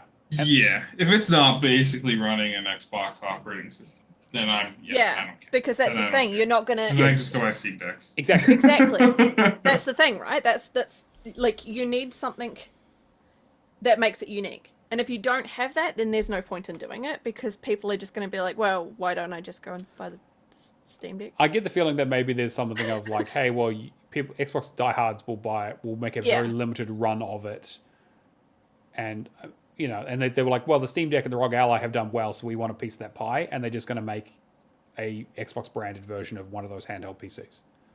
And they're like, we already have the chips for Surfaces. We'll just refactor it a little bit in terms of like what it looks like and how it runs. Yeah. It is an Xbox. Yeah. I don't know. I don't have huge high hopes for it, but I think I'm super interested to see kind of what they think it's going to do, if you get what I mean. Mm-hmm. But I can see them doing, like, say, the Series X, but in a handheld console. Sure. Do you know what I mean? Yeah. And that's where I'm like, but I could literally, why don't I just use my phone to stream then? You know, like, it needs something that's unique. Sorry, Jake. No, you're fine. What's the really competitive difference between the Ally and the Steam Deck anyway? People not liking Probably Valve. look it up. Yeah, I And think wanting another option. I think there was. I think if I remember correctly, the ROG was it more powerful? I believe. I think it had like a. Let's have a look. Yeah, there were definitely a lot of comparison pieces when it came out, because they were talking about how like the Steam Deck was very much a. So, the ROG has a Zen 4 Ryzen. The Steam Deck has a Zen 2. Yeah. So the ROG is like just beefed up, essentially, looking at it. So graphics is an RDNA 3. Steam Deck is RDNA 2. The display is slightly bigger. It's actually smaller. Interesting. 16:9 versus 16:10 for the Steam Deck. It's only got the one storage, so 512. Yeah. But it also has a slot, whereas the Steam Deck comes in the 3 versions. So there's the 64, the 256, and the 512. RAM's the same, 16 gigabytes. I mean, fuck, they're probably assembled in the same factory at this point. Yeah. The ROG is set up, probably. Like, the ROG is set up with asymmetric Xbox style controls, whereas the Steam Deck is symmetrical. So that's one big thing. It looks like the ROG weighs slightly less. And it has a fingerprint unlock. I think there was some slight difference in battery life as well, but like... Yeah, looking at it, there's benchmark stuff as well. Yeah. So basically, it's just people fighting over what better... but they're the same thing. Very similar. I mean, the ROG is Basically. beefier, but like... Yeah. And you can play Xbox Game Pass on both. Yeah, exactly, because they're open. So. I think they're both running Linux or whatever, or Proton. So it's like you can. Yeah, so they both can run that, so that's fine. That sounds like a fun Twitter conversation. Yeah, and so like Shane points out in the chat, Imagine. he's like, if they shove some minimized surface re-architecture into a Switch form, make it optimized for Xbox services, allow PC Game Yeah. Pass installs, and then lowball it below the price of a Yeah. Steam Deck and ROG Ally, yeah, Then they'll that's get it. that's a point where you can be like, oh, actually, okay, there is a place in this market for this, because I don't see them going higher than the ROG Ally, because there's no fucking No. way. Well, the ROG Ally is, that US price was $6.99, Jesus, yeah, okay, and the Steam Deck was $5.99. yeah, But also, the Steam Deck depends on, like, your storage that you pick. Because, of course, True, the 64 is yeah, going to right. be cheaper, of course, yeah, right.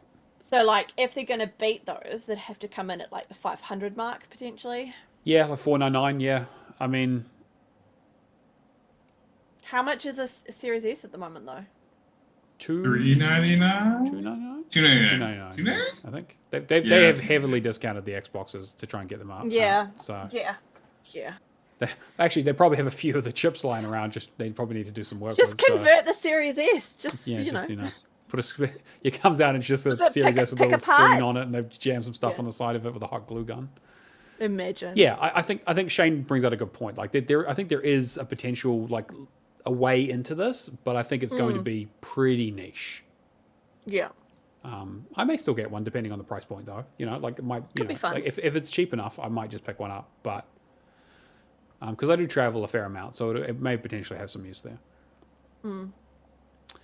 Plus, you're more likely to only really play the Xbox games. You're not likely to play Steam games because that's not really where you're. Yeah, I don't really care that much, right? But it's like, Yeah. So if it was one that was dedicated to Xbox and Xbox servers, yeah, that's. Speaking of traveling, I am just so annoyed that all of this stuff that I've been asking for forever, like portability, console streaming, cloud streaming, blah blah blah blah blah, all started coming out like literally right after I stopped like touring. Yeah. yeah, Like this is stuff I wanted on tour and was begging for forever. yeah. Yeah. And then now that I'm not doing that anymore is when they finally start rolling it all out. Of I'm like, course. God damn it. They're like, and now. Yeah. Yeah. So we've been talking for a bit, but I just wanted to get you guys kind of potential predictions or thoughts around stuff that's actually going to be coming up tomorrow. They said 30 games, 2 hours. There's quite a lot to talk about there. Is there anything in particular you guys are looking out for? Hate So, Xbox, I don't remember when they announced it. Almost feels like Summer Games Fest last year already. Is they said every game we announced is coming to Game Pass within 6 months or something like that. Yeah. Like, that's So what the they next gave. 12 months, I think One it of- was, yeah. Or what, next 12 months? One of the games they showed was Silksong. Yeah, but we're not seeing Silksong. Come on. No. Do we think we're not seeing Silksong? I think maybe. It's gotta be right around I the think corner. I think when they said that was 2 Summer Games Fest back, actually, I think. So You think I so? feel like this Oh is my like God. wishful thinking. Silksong at this stage. it's the fucking Bigfoot of video games. Like where the fuck is that game? Yeah. I mean, to be fair, if there was I any way to show know. it, this would be the place. Yeah, you're right. Yeah. I think I think Team Cherry's is probably honestly they're probably just like in this weird development cycle of like it needs to outdo Hollow Knight, and Hollow Knight was such big shoes to fill that I honestly think they're probably just psyching themselves out. They're Yeah. just like, it's not ready yet. It's not ready yet. It's like just release the fucking game, dude. It's probably ready. Like Yeah, I'm with you. Don't make us wait. No, that's a good shout though. I think that if you got 30 games there, you got enough space to show 2 seconds of a Silksong. Yeah. Avowed, probably. Oh, they'll definitely talk about Avowed for sure, right? Because that's the big. Yeah. I completely forgot that was coming out this year. Actually, yeah, that's big for them. Yeah. I think you're right. You touched on it for a second. Gear 6, it's about time. Yeah, time aligns for that. Be the time to talk about it. Do you think we'll see? Um, do you think we'll see the long rumored remaster collection of Gears games coming to all consoles now? Apparently, Maybe. like It makes sense.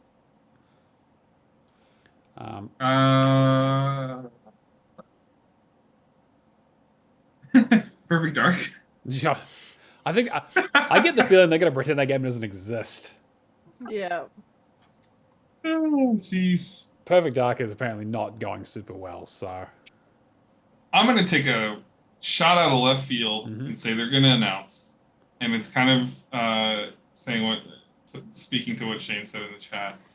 Not Fallout 3 remaster, but they will be bringing a Fallout collection, including Fallout 1 and 2, to console with achievements. Yeah. I could see it. I could see, like, I mean, at this stage, it would probably just be a little splash screen saying they're doing it, right? Because they're like, oh shit, this fucking TV show fucking took off. We need to get something out there. Tell them that we're working on this shit. Yeah. I want Fallout 1 and 2 with achievements. Yeah, me too. That's really what I want. It could probably use a little bit of smoothing around the edges, to be fair, though. They probably a proper remaster of those would probably be the way to go at this point. Yeah, for sure. For sure. Shane in the chat is obviously very keen on that, being the Fallout super fan that he is. Yeah. Yeah, same. So, I'm gonna call it. I'll call it. Okay. I think its odds are low, but I'll call it. I know they're going to have new State of Decay is going to be there. That leaked. Do you think we're going to see anything about new hardware though? Like, I mean, obviously we talked about like PC, or we talked about like handheld stuff. Do you think they're going to be brave enough to talk about next gen or mid gen or anything like that? Let me ask you this: did Sony do their presentation yet? Yes, they did. They did a state of play like earlier in the week. Yes, right? they did. Yeah. Yeah. And they announced. And they didn't talk about hardware. They talked about nothing. They don't actually really have any first party games coming out this year, so they had very, very little to talk about. Maybe. Aren't we supposed to get a new controller this summer? Yeah, like one with actual haptic feedback, think, like better rumble? That'd be cool. Elite 3 or whatever. Yeah, because I was going to buy Elite 2, and then I remembered, like, aren't we supposed to get, like, a PlayStation 5 version, like, type by rumble in an Xbox controller soon? Discless Series X is what Shane's saying in chat. Yeah, like, I could... Maybe. Ooh. Yeah, like, I don't agree, but I don't think it's the smart move. But are they going to talk about it? I don't know. I mean, I guess if there's anywhere to talk about it, here would be the space. The space if it was coming out this year. Which yeah. I don't know. It seems like a weird time to talk about hardware for them. Yeah, I mean, their big mid-gen update seemed like a black 1 terabyte Series S. Yeah, right. That's pretty much it. So what are they going to do? A white 2 terabyte Series X? I guess so. Maybe. Yeah. They're like, oh, yeah, it works for PlayStation, right? We'll just steal their branding. I want to see some fucking Fable. I've been waiting for Fable for years. That would be Oh, yeah! But they've been talking about it the last couple of times, and we just haven't... did we get anything last year? We got a trailer last year with what's his face? Richard Arwadi was in it as the yeah, because I think we've giant. had two trailers, one like the last 2 years we've had one each year. So like, I would love it if they give me Fable back, because that would be fantastic. It's been they announced that game in 2020. Yeah. And it's probably not coming out this. Well, it's definitely not coming out this year. Otherwise, they'd have talked. So it'll be a 2025 release, right? But it'd be nice to get an idea of when the fuck it's coming out. Give me Control 2. Well, yeah. Well, we know that's in the works at least, Imagine. thankfully. Yeah, we do know it's coming. Oh, do we? Oh, that's cool. Yeah. I don't know. Yeah, they've already talked about it previously. So I'm getting my Control 2. Forza Horizon 6 Japan. Oh, that would be so cool. We're finally going to go to Japan. Yeah. They're like, hey, like Ubisoft finally pulled the pin on going to Japan. We're going to follow suit. Yeah. What did Ubisoft do? With Assassin's Creed. Assassin's Creed. Yeah. Right. Well, it's just, dude, Japan was the next Horizon that's made sense for the last 3 Horizons. Agreed. Everyone was like, Horizon 3, like, oh yeah, Japan, Australia. Okay, Horizon 4 is Japan, right? UK. Makes sense. We're gonna go back to we're gonna go to the UK instead of, we did Europe, but now we're gonna focus on the UK. Look at for 5, like Mexico. Japan, no, Mexico. Like Mexico, does Mexico have a car scene? Like, I guess. Apparently, I did learn a little bit about it when I played Forza Horizon 5, but yeah. My brain's Like- like, could they do like Forza Pirates? Forza Imagine. Pirates, that would actually be kind of insane. I'm down for it. Like, give it to me. Like everywhere else they went, it has a car scene. Australia does have a car scene. UK has a car scene. Europe has a car scene. America has a car scene. But like Mexico, that was weird. It was. Apparently, it was really cool and good, like cool scenery. But like, I enjoyed it, yeah. But yeah, Yeah. Shane points out, even Palworld is getting a Japan island. Yeah, exactly. Give me Forza Horizon 6 Japan announced tomorrow at Summer Games Fest live. Yeah, I think most of what we're going to be seeing is going to be. I want to hear more about that with the Clockwork game that In Exile's working on. Yeah, The one that looks like that looks cool. Dishonored meets Bioshock. Bioshock. Yeah, exactly. Yeah. Give me Hades 2 released on Xbox. That definitely needs to happen. Give me Lego Halo. Mega Bloks Halo. Yes! Lego Horizon Let's yesterday. go! Give me Lego Let's Halo tomorrow. Let's just go tag on Twitter and be like, Yeah, fucking- give us Lego. Actually, like Lego Halo. Mega Bloks Gears of War would be fucking hilarious. I would play the shit out of that. Yeah. So there's a chainsawing someone and like the popping into pieces. Yeah. Yeah. Yeah. What's Xbox working on? I'm just trying to think. It's been like they have a lot Give me in a the Tim tank, Schafer right? game. Yeah. Double Fine. Since they bought Double Fine, Sure. give me a Double Fine game. Yeah. Yeah. Psychonauts 1 remaster would be great. That would be Yeah. fantastic. Give me an Oddworld. Yeah, Oddworld would be good. Because they were doing. Did they do Stranger's Wrath HD? They did, right? Yeah. Give me yeah. a new Ellis. Yeah, I think American McGee's given that up. He did. I know he Yeah, was no, pitching something a while ago. Of course. But, hey, I can ask. It's a good game. Dreams are free. Also, where the fuck is Everwild, by the way? Oh, yeah, that was Rare's The next thing, right? Rare's thing after Sea of Thieves? Yeah. Yeah. Apparently it's been rebooted like twice. I don't know. I think we'll definitely see probably smaller stuff. We'll definitely see some Indiana Jones, right? And also there's also all the Activision shit we haven't even talked about, right? No.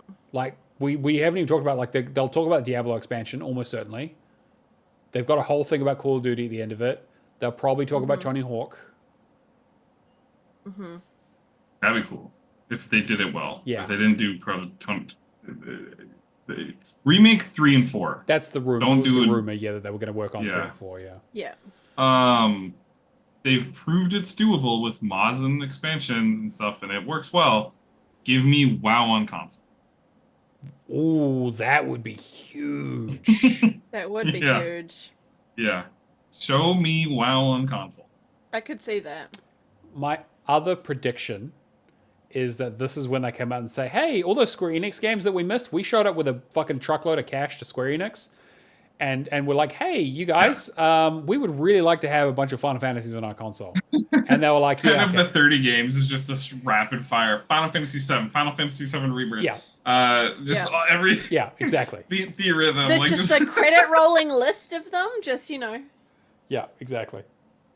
25 of the 30 games are that, and then 5 games are like So Gears of War 6, whatever. Gears 6, Halo. Yeah. Oh man, I'm excited. Like I'm very keen to see like what the fuck is going on over at Microsoft. Yeah, actually, fuck. There's so many that we've missed on Xbox. So many we missed, man. I'm so bummed about it. Yeah. We got Octopath 2, like you said. Yeah, you were love that. 100% right. It was like Octopath 2, which I'm very very keen to play. Yeah. All right. Well, we should probably move on. We will do a deep dive next week on. Somebody go back and write everything we said down. And Exactly. next week And we'll just see say how how right fucking and then wrong call we are. us. Call us know on how that. right we were, Yeah. Neil. We're gonna do it. Oh man. All right. Well, I will quickly go through the Game Pass updates. So as we kind of alluded to, Octopath Traveler has come back. So they've re-released Octopath Traveler on Game Pass, as well as adding Octopath Traveler 2 in a surprise drop. I am very fucking excited to play that, because I've heard that, like, as much as I had problems with Octopath Traveler 1, I've heard the second game fixes a lot of them. I have 2. I've also heard the list isn't as nightmarish. Yeah, no, not nearly as bad. Yeah. Definitely doesn't have that same thing where you got to find all the weaknesses of all the enemies. Yeah. Oh my god. Yeah. No all treasures, it looks like, too. Just like every location on the map. Yeah. Yeah, there's actually apparently a really good like sort of rough walkthrough on Steam that's worth using. Makes sense. I have told myself I'm not allowed to play it yet though, because I have too much other shit to finish first. But I will. It is definitely on my my next up We've also got... Already one completion clocked in it. 56 hours. Okay, that's actually pretty reasonable. That is less than half of the time I spent on Octopath 1. I was going to say, well, they obviously probably skipped all the cutscenes, and because they probably already played it before on PlayStation, and they just wanted that first completion. Maybe. Possible. I mean, I watched somebody stream the plat, and it didn't seem like it took like a very long, Okay, like too many streams. I'm super on board for that. That's great. I don't need 100, 200 hour games. Yeah. No game still remains good after that long. We've also got personalization joining on the 12th. We've got Isonzo on the 13th, and Callisto Protocol on the 13th as well. And then Still Wakes the Deep is on the 18th, which I'm really excited for. Sort of horror game based on a drilling like an oil platform out in the middle of nowhere. We do have the new list of things that are leaving. High on Life, Bramble, Space Lines from the Far Out, Room Factory 4, and The Bookwalker Thief of Tales are all leaving in about a week. So if you're interested in any of those, jump on them. High on Life, I highly recommend. Had a fucking great time with that game. Bramble is also really fucking cool. Like, it is the definition of a grim fairy tale in terms of like how dark and fucked up it gets, but also like kind of weird and whimsical. Only problem is that it has a no death achievement, so you'll find yourself in the cloud menu a lot because the game is not. The game is very unforgiving with its boss fights, one hit kills, and also because your platforming is just not amazing. That's what I want to see them announce at the Xbox Showcase is manageable cloud saves. Yeah. Like the PlayStation yes, has. Actually, announce yes. that. It's not happening. How is that like, not a thing? I don't. Yeah. I know. It's so much easier to save to come on PlayStation, man. Room Factory 4 is like a 300-hour game, so good luck if you haven't started that. And then the Bookwalker, I will talk a little bit about. Actually, we'll go straight into that, into what we've been playing. I don't have a huge amount to talk about this week, so I will just quickly fire through my list. Gatling Gears. Shane and I smashed through that last week, and it was rough.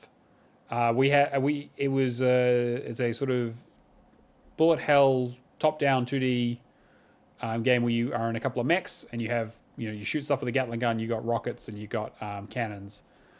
I had a lot of trouble getting the game to work in the first place, and then just scheduling was an absolute nightmare. And then eventually we figured it out.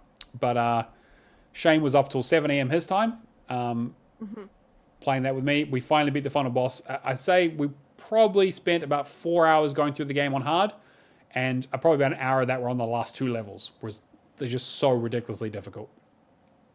Didn't help that like our hands were bleeding and we were fucking falling asleep. But yeah, it was is a fun little game, but like it clearly was not made to be played at that difficulty level. Like it feels really, really unbalanced. If you were playing it solo, I don't think anyone could finish this game solo. I think it's absolutely ridiculous.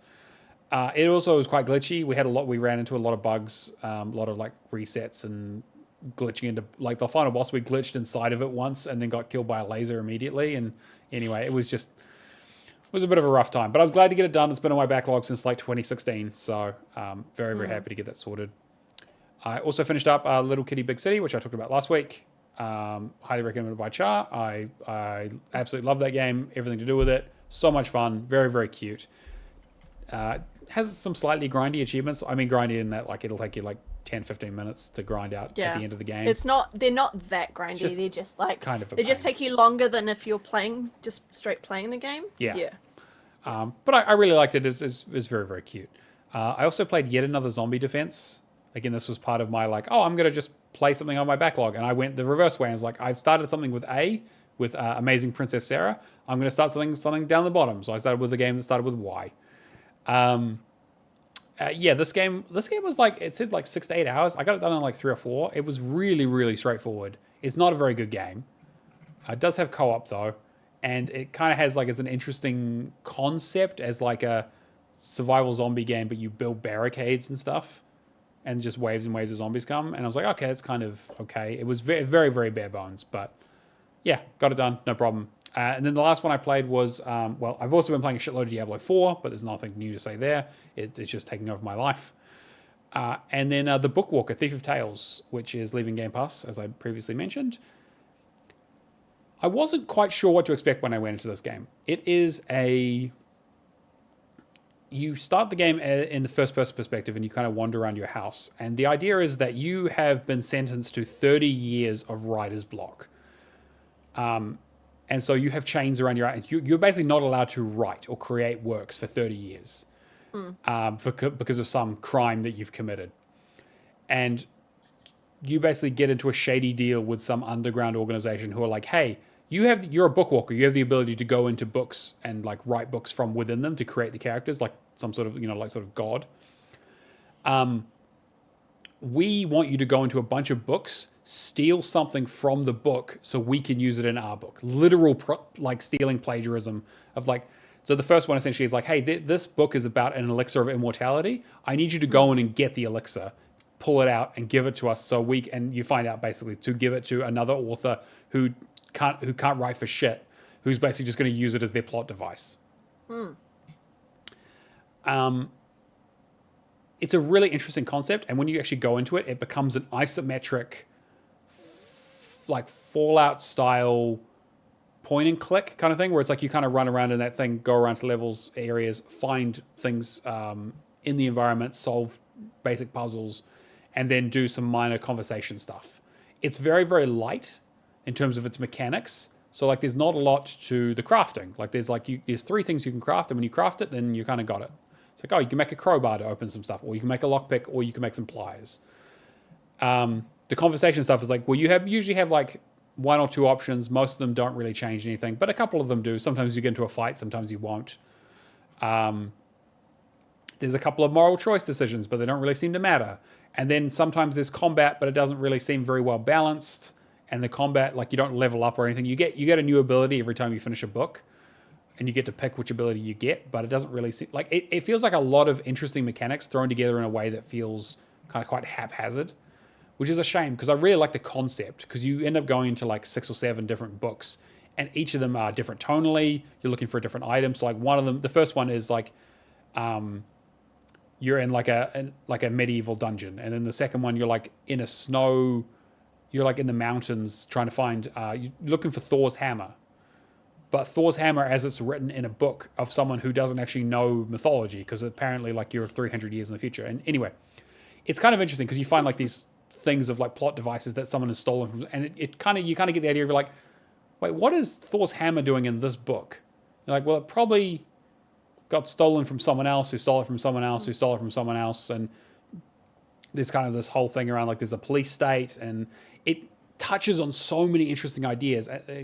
Shane says it's the perfect Game Pass game. It really is in that way, that it's quite bite-sized. Like each book will take you maybe 45 minutes to an hour. So you finish the game in I finished it in like 8 hours. There's a little bit of replay stuff you have to do, but it's pretty straightforward. There's a really good video guide. So definitely check that out. The text guides, I really wish there was a good text guide because I don't really like video guides, but I managed to get through it. I just feel like it didn't, it felt like an interesting idea that wasn't executed super, super well, or kind of felt like it was missing something. But yeah, that's me. I've also gotten back in Tales of Arise because I've said I have to finish that before I start Octopath Traveler, because I can't have fucking 3 or 4 JRPGs sitting there unfinished because it will drive me to drink. All right, that's me. Char, have you've been working on a few things? I've been working on a couple of things, yeah.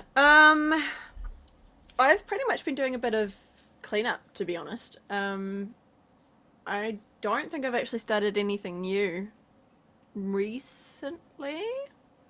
I jumped back into Alice Madness Returns, and I'm doing the DLC. I decided that I want to replay the game because I didn't start it with the Nightmare on.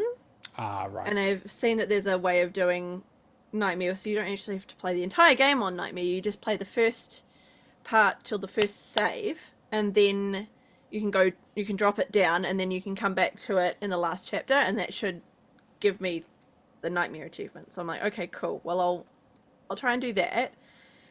But I was like, well, I didn't even realize that there was DLC and that I could get achievements for it. So I was like, I'm gonna go do that first because that's easier and I don't have to play it with hardness or anything like that.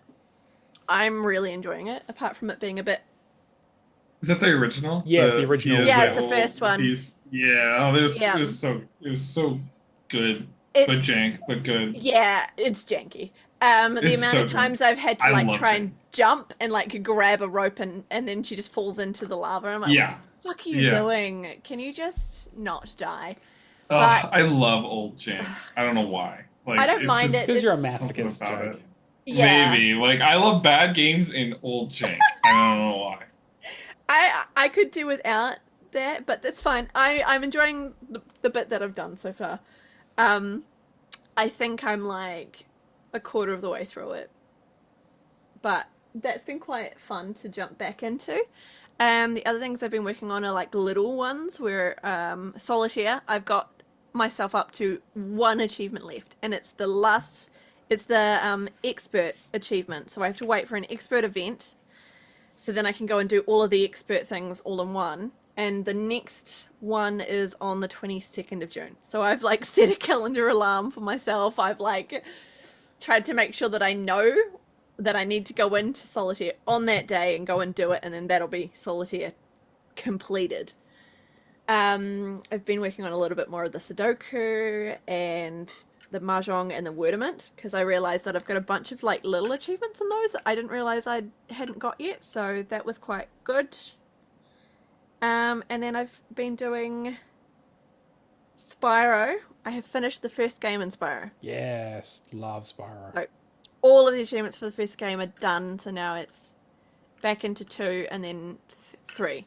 So that'll be quite fun to jump into and do a bit more on. And working on the challenges in Saints Row 3, of which I now only have 5 to go. So I'm getting there. There's just so many challenges. There's 41. Yeah, 41 total. And I'm at 36. So I think the last ones are the base jump. So you have to nail the base jumps. Distance traveled, which will be fine by the end of it. Boats destroyed, and like I think there's a commando that I have The to Stag get. Commandos, yeah. Yeah, which I run into a little bit of an issue with because I don't know where to get them, like find them. And I got the notoriety up in the park where all of their setup is, where the zombies were, but there's no stag people there. And I'm like, oh, okay, so I need to go and look up that and see if I can find some information on how to get those guys back. I think there might be a trick with one of the repeatable missions that you can do. Yeah, been a I need while to go since I've back in looked at and it, have a yeah. look at it. Yeah. I think it just requires a bit of research, but that should be fine. So hopefully I can get that done as well, which would be nice because I'm currently sitting at I think I'm sitting at 78.5, 78.4 completion percentage. So I'm getting there. My goal is to get to 80. Sweet. Smash it out in no time. Yeah, and that's including all DLC as well. So that's me. Jake, what about Jake, you? what have you? Real quick before I go into what I've been playing, I just bought Alone in the Dark, Oh my Speaking of bad god. Oh, yes. and I'm so excited to get into it because I've heard it's terrible. It's fucking I can't awful. wait. I can't wait. So that's something I'm going to be playing soon. But that's not what I'm playing right now. It's honestly same as last week. What did I say last week? I think it's just been RE7, ESO, probably less more now. I think I'm to the point where I just log on for the daily. Yeah. And I just Yeah. click claim it and then log out. And then Project Car is in the morning and on my lunch breaks and stuff like that. I was really hoping to be done with Resident Evil 7 by now, but I'm just like, I can't. I have no will to play that game, but I'm so close to beating it that I'm like pushing through it. And you get into that point. I don't know if I'm sure you've been there with the game where you're like, I don't want to play this anymore, but I'm so close to it. Yeah. And if I don't do it now, I'll never go back to it. Me with So I Saints might as well Row. do it. Yeah, but it makes you I feel like it makes you like take twice the amount of time it should, because you're just like, at least for me, like I'm sitting here playing through it and I'm following my guide and I'm playing through it and I'm following my guide and I'll do like 20 minutes of gameplay. And because I'm not having fun, I'll like pause and like watch a YouTube video. Yeah. Or like I'll spend like 30 minutes watching on a YouTube video break, and I'll be like, oh shit, I should get back to this. So I'll start, I'll let the video keep playing as my background noise, second minor entertainment. I'm playing the game, reading the guide, and playing the game, and I'll do another like 20-minute section, and then I'll pause again. And I'll get up and go make food, or get up and go like look outside, or do this or that or whatever. And you're just constantly like looking for any distraction to not play the game because you're not enjoying it. And that's where I'm at with Resident Evil 7, which is a bummer, because you know the first playthrough was great. Like just playing through the base game, one time was awesome. Everything else after the playing through the base game one time has been a chore, and that sucks. But that's where I'm at. I'm on. I have 2 DLCs left. I have not a hero and End of Zoe. Not a hero is supposed to be short. I'm almost done with my first playthrough of that. I'll probably finish that up after we wrap up here. Hopefully, fingers crossed.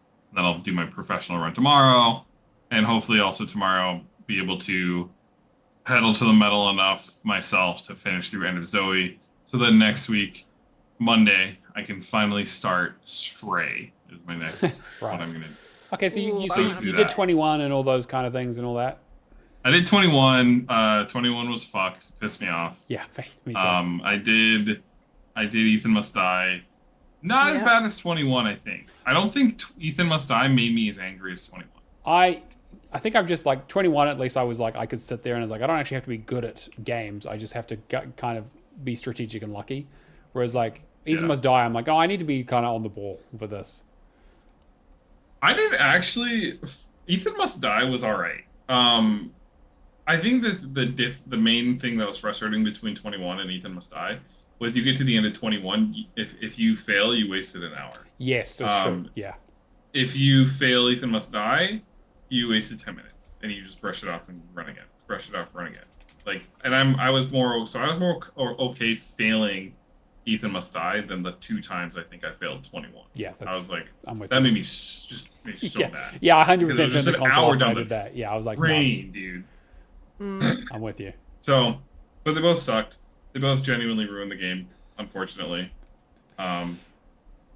They're ruining. They both have also like altered my brain chemistry on how I view DLC. That's quite the achievement. I did not. I've not enjoyed the Resident Evil 7 DLC at all. It's been nothing but a chore, and I hope I'm done with it tomorrow, so I can actually talk about new games next time I'm on the show. Yeah, I know what you mean.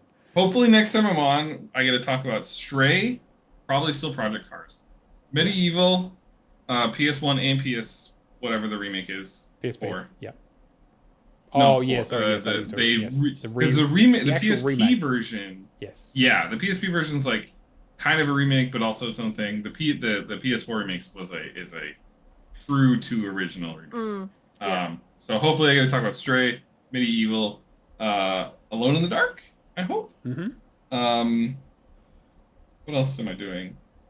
I'm queuing up Persona 1. Oh, okay. On the PSP. Nice. Interesting. Yeah, I'm queuing up Persona 1, so I'm excited to talk about that because I've heard Persona 1 aged poorly. Yes, that's what I've heard it's sloggy and the story's middling and the gameplay is 2 is where the series kind of started. Yeah. Yeah, so I'm excited to plow through Persona 1. So that's what's going on in the realm of me. There was a rumor that apparently they might be remaking 1 and 2 as a kind of a pack deal, which probably not a bad idea. Yeah. They got a whole franchise to milk, so why not? And they probably. I also did buy. Sorry, go ahead. I was they probably need a bit of space before they remaster 4, I guess. Yeah, that's yeah. I also did. I don't know when I'll fit these into the mix, but I also picked up Clive Barker's Jericho and 99 Nights. Oh man, Clive Barker's Jericho you'll breeze through. Yeah, I heard it's dirt easy, super quick. 99 Nights is a bit of a slog, but not. 99 Nights is long. Clive Barker's Jericho. I almost want to buy a different copy of Jericho because the copy I spent, I think I only spent like $20. It's sealed. Ooh. cool. Yeah. And I'm like, do I open this? Like, this is over 15 years old at this point. Jesus, Shit. yeah. And it's still sealed. Do I open a 15-year-old sealed game? I don't know. It only was worth $20, so maybe not. Maybe I do because it's probably apparently worthless. Yeah, probably. But Yeah, there is that. Yeah. like, anyway. Yep, that's me. Isaac in chat's asked, yeah, are we doing back to a backlog? Yeah, I'm definitely, for the Xbox cast, I'm definitely doing back to my backlog. That's what Tales of Arise is for me. Because I started it when it got added to Game Pass, in April or March or whatever it was. And I was like, yeah, I'm definitely going to play this, right? Yeah. Hang on, let me check. It was Every game is a February. backlog if Fuck you dive me. it. Yeah. Yikes. Yes, I've got the Xbox One and the Series X versions on my tag, so I really need to clean that up. And also, just Diablo 4 is just so much fun now. I really didn't think I was going to get sucked into it, but I have just been. It also helps that I've been playing with some of our community members, well with Keo and Aftos and Todd, and I'm having a really, really good time. It's nice having a social game. We went from like, oh yeah, we'll play on like Tuesday nights to we're going to play every night. We're fucking Diabloing every night. I think I'm like level 75 or almost like level 80, so we'll be done with it soon. But I'll report back about the final boss. I need to grind out my hardcore character because apparently it's super easy. It's and so quick. straightforward, yeah. Okay. Especially if you do a season. Just follow the guide you sent me? Yeah, pretty That's much. it? Did they make it like dirt easy this season or something? Well, because everything scales, right? And if you just get matched up with someone who has another hardcore character, they can be fighting level 50s, you can be fighting level 3s, and you'll just level up like that. Cool. And if you have a seasonal character, I think you get an XP bonus as well. So you like just randomly join somebody's Yeah, team? if you want to. Yeah, like if you can, you try and join someone, or if you know someone who has a hardcore character, like, I mean, I do. Oh, okay. We all have level 50s Okay. now, so like we're happy to help out. Sure. Okay, that'd be cool. Yeah, I thought this was like it was a level 3 to 4 hours solo level 50. Oh, you And I was can, like, huh? yeah. There are ways of doing it. Yeah, like people have just been breezing through it with seasonal content. Yeah. I got handed a Uber Lilith, so I don't have to worry about that. I anymore. still need to find someone to help me with that. That's going to be the... Yeah, the fun one. I had a friend. It was a friend of a friend who was like, yeah, my friend is like a hardcore Diablo 4 player. Like they play every season to max. Like they can kill Uber Lilith in 30 seconds flat, and you just TP as soon as they hit the killing blow. And I'm like, yeah, I'm in. Aftos found someone who helped him with it at some stage, so he's got it as well. So it's we're gonna put together a team, and we're gonna see how that goes. And if it goes badly, I'm just going to abandon the team immediately and find someone else to help me with it. Yeah, if I get level 50 hardcore, I'm like that. Rest of the game is gonna be just walk in the park grinding. Yeah. All right. Well, yeah, we've been playing quite a bit. There's quite a bit of news going on. It's been a busy month. We've also got our theme, Down Under, which is where basically is up for interpretation. But the idea is that we want to play some games that either involve going down under, whether that's going to the depths of a cavern or digging or underwater or even, living in Australia. I'll just play Hades. Yeah, Hades is a great example. Still gotta line up some prison-based games, man. Yep. Yeah, do it. Just do The Sims and like... I don't know if you saw last week's episode title, Jake, but... Oh, no. What was it? No, I didn't. Hold up. I gotta pull it up. Also, check the funny. amazing thumbnail that Char did for it on the YouTube at some stage. I can. This is probably a good time to shout out our YouTube, actually. We do upload all these VODs to YouTube, so if you want to catch the video version, if you're an audio-only listener, go check us out. It's easy to find. Char does wonderful thumbnails each week. It's always good for a laugh, and I get a fun time trying to come up with a title. I'll quickly go through our leaderboards. In third place, we have Professor Pluto with 4,860. That can't be right. How the fuck did he end up on here? We've got Zach with 5,180, and we have Northern Lass again with 5,875. So good job. All right, Jake, do you want to read through our completions? I would love to. Yeah. There we are. Yeah, we have Cavaliers with Saints Row, Bottle of Sharks with X-Defiant, Shane with Gatling Gears, Bookwalker, and the Clash Artifacts of Chaos, which I'd never heard of Clash Artifacts of Chaos, and it looked kind of neat. Yeah. I liked seeing the screenshots that Shane posted. It looked like a Discord with, mess, but like a really fun mess. Yeah. Yeah. Shadowless Edge finisher, Human Fall Flat, probably some title update stuff. Rapture did Chicory, fantastic game, and played up. Dubadoo did Scribblenauts Showdown and a Little Gator game. Baron von Neumann finished Dying Light 2 and Bramble. Vex 1 through 7 finished Hellblade 2. Phoenix X finished Assassin's Creed Unity. Bulbasaur finished Exoprimal. J-Dubs finished Road 96 Mile Zero. And Squeeze finished. Is that how you say it? Squeeze? I think so, yeah. Splice? Splice? Splice? I like Splice. Splice? Splice? Splice? Splicey. Splice? Love it. If we're butchering your name, so sorry.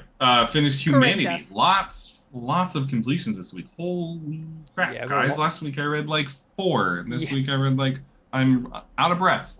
Holy smokes. There's a lot of good stuff in there I want to pick people's brains about, because there's stuff in there I'm like, oh, I definitely want to give that a try. Yeah. All right. And then we have the word challenge, everyone's favorite competition, where Jake fucking ruined it for everyone by getting it right. So the clue was that it was a game that was related to Atlas, that it was the latest game in the series, and that it had over 20 playable characters. And Jake got it right with a Super Smash Bros. Ultimate. Woohoo! Where Joker is a playable DLC character. Yep. And also pointed out I saw a much better GIF that I should have used for the fucking challenge that I didn't see. So that's very fucking annoying. But congratulations. I just give you the Joker Super Smash Bros. Ultimate as the first one. To be fair, I started this competition with Atlas games, and so I was just like, I didn't think about Joker until I kind of was like, I need something a little more clever. But if I started with Joker, I would have gone with that. Fuck, that would have been so good. But congratulations, Jake has won the prize money. He got his $20. Rigged. Yep, 100%. So if you want to get in on the cabal, make sure you start guessing next week when I come up with a new game. Yeah. Yeah, I'm going to have to give some thought to that. We'll have a new episode. We're going to do an episode on Thursday instead of Friday, our time, because I'm going to be away for the weekend.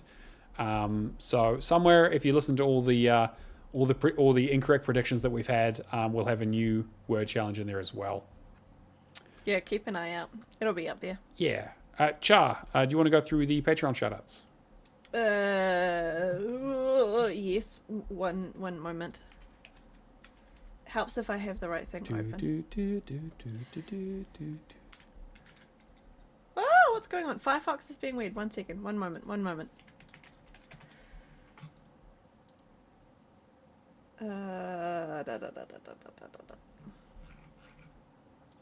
Yep, cool. Thank you for all of our Patreons. We really appreciate it. If you do want to support us, you can go to patreon.com/Hall of Gamers. We have Lee Howard, Mikhail KV, Natolinator, Mad Lefty, Admiral Awesome, Happy Moogles, Kung Fu Skills, Hack and Pone, Cavaliero7, Old Mate Clown, Mark B, McLovin Legend, Massage, Left for Legacy, and McNulty. We really appreciate the support. We couldn't do the show without you. Yeah, thank you so much, guys.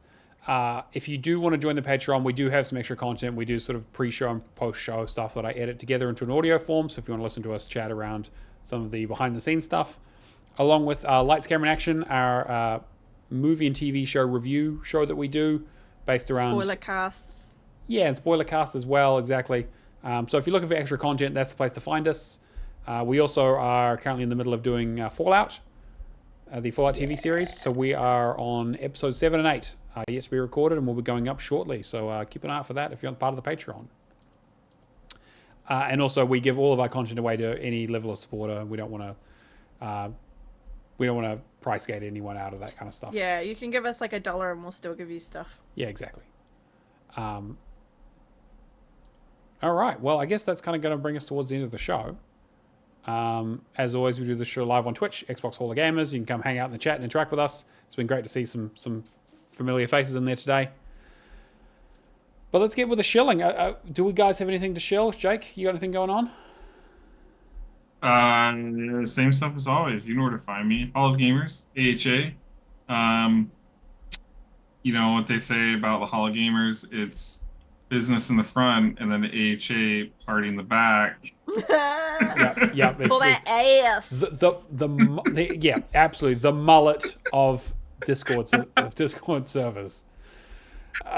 Char, what about you? Got anything?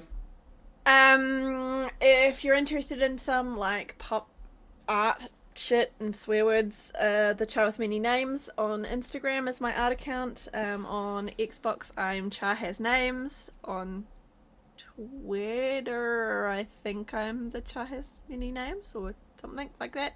That's where you can find me. I don't do Twitch at the moment, but I probably will once I stop being such a uni student in like 2 years' time. Oh, good. I'll set a reminder. Cool. and I'm Neomaster on everything, True Achievements, Xbox, and Discord. As always, thank you all for joining us. Thank you to my wonderful co-hosts. And we will catch you guys next week. See you later. Bye. Cue the music.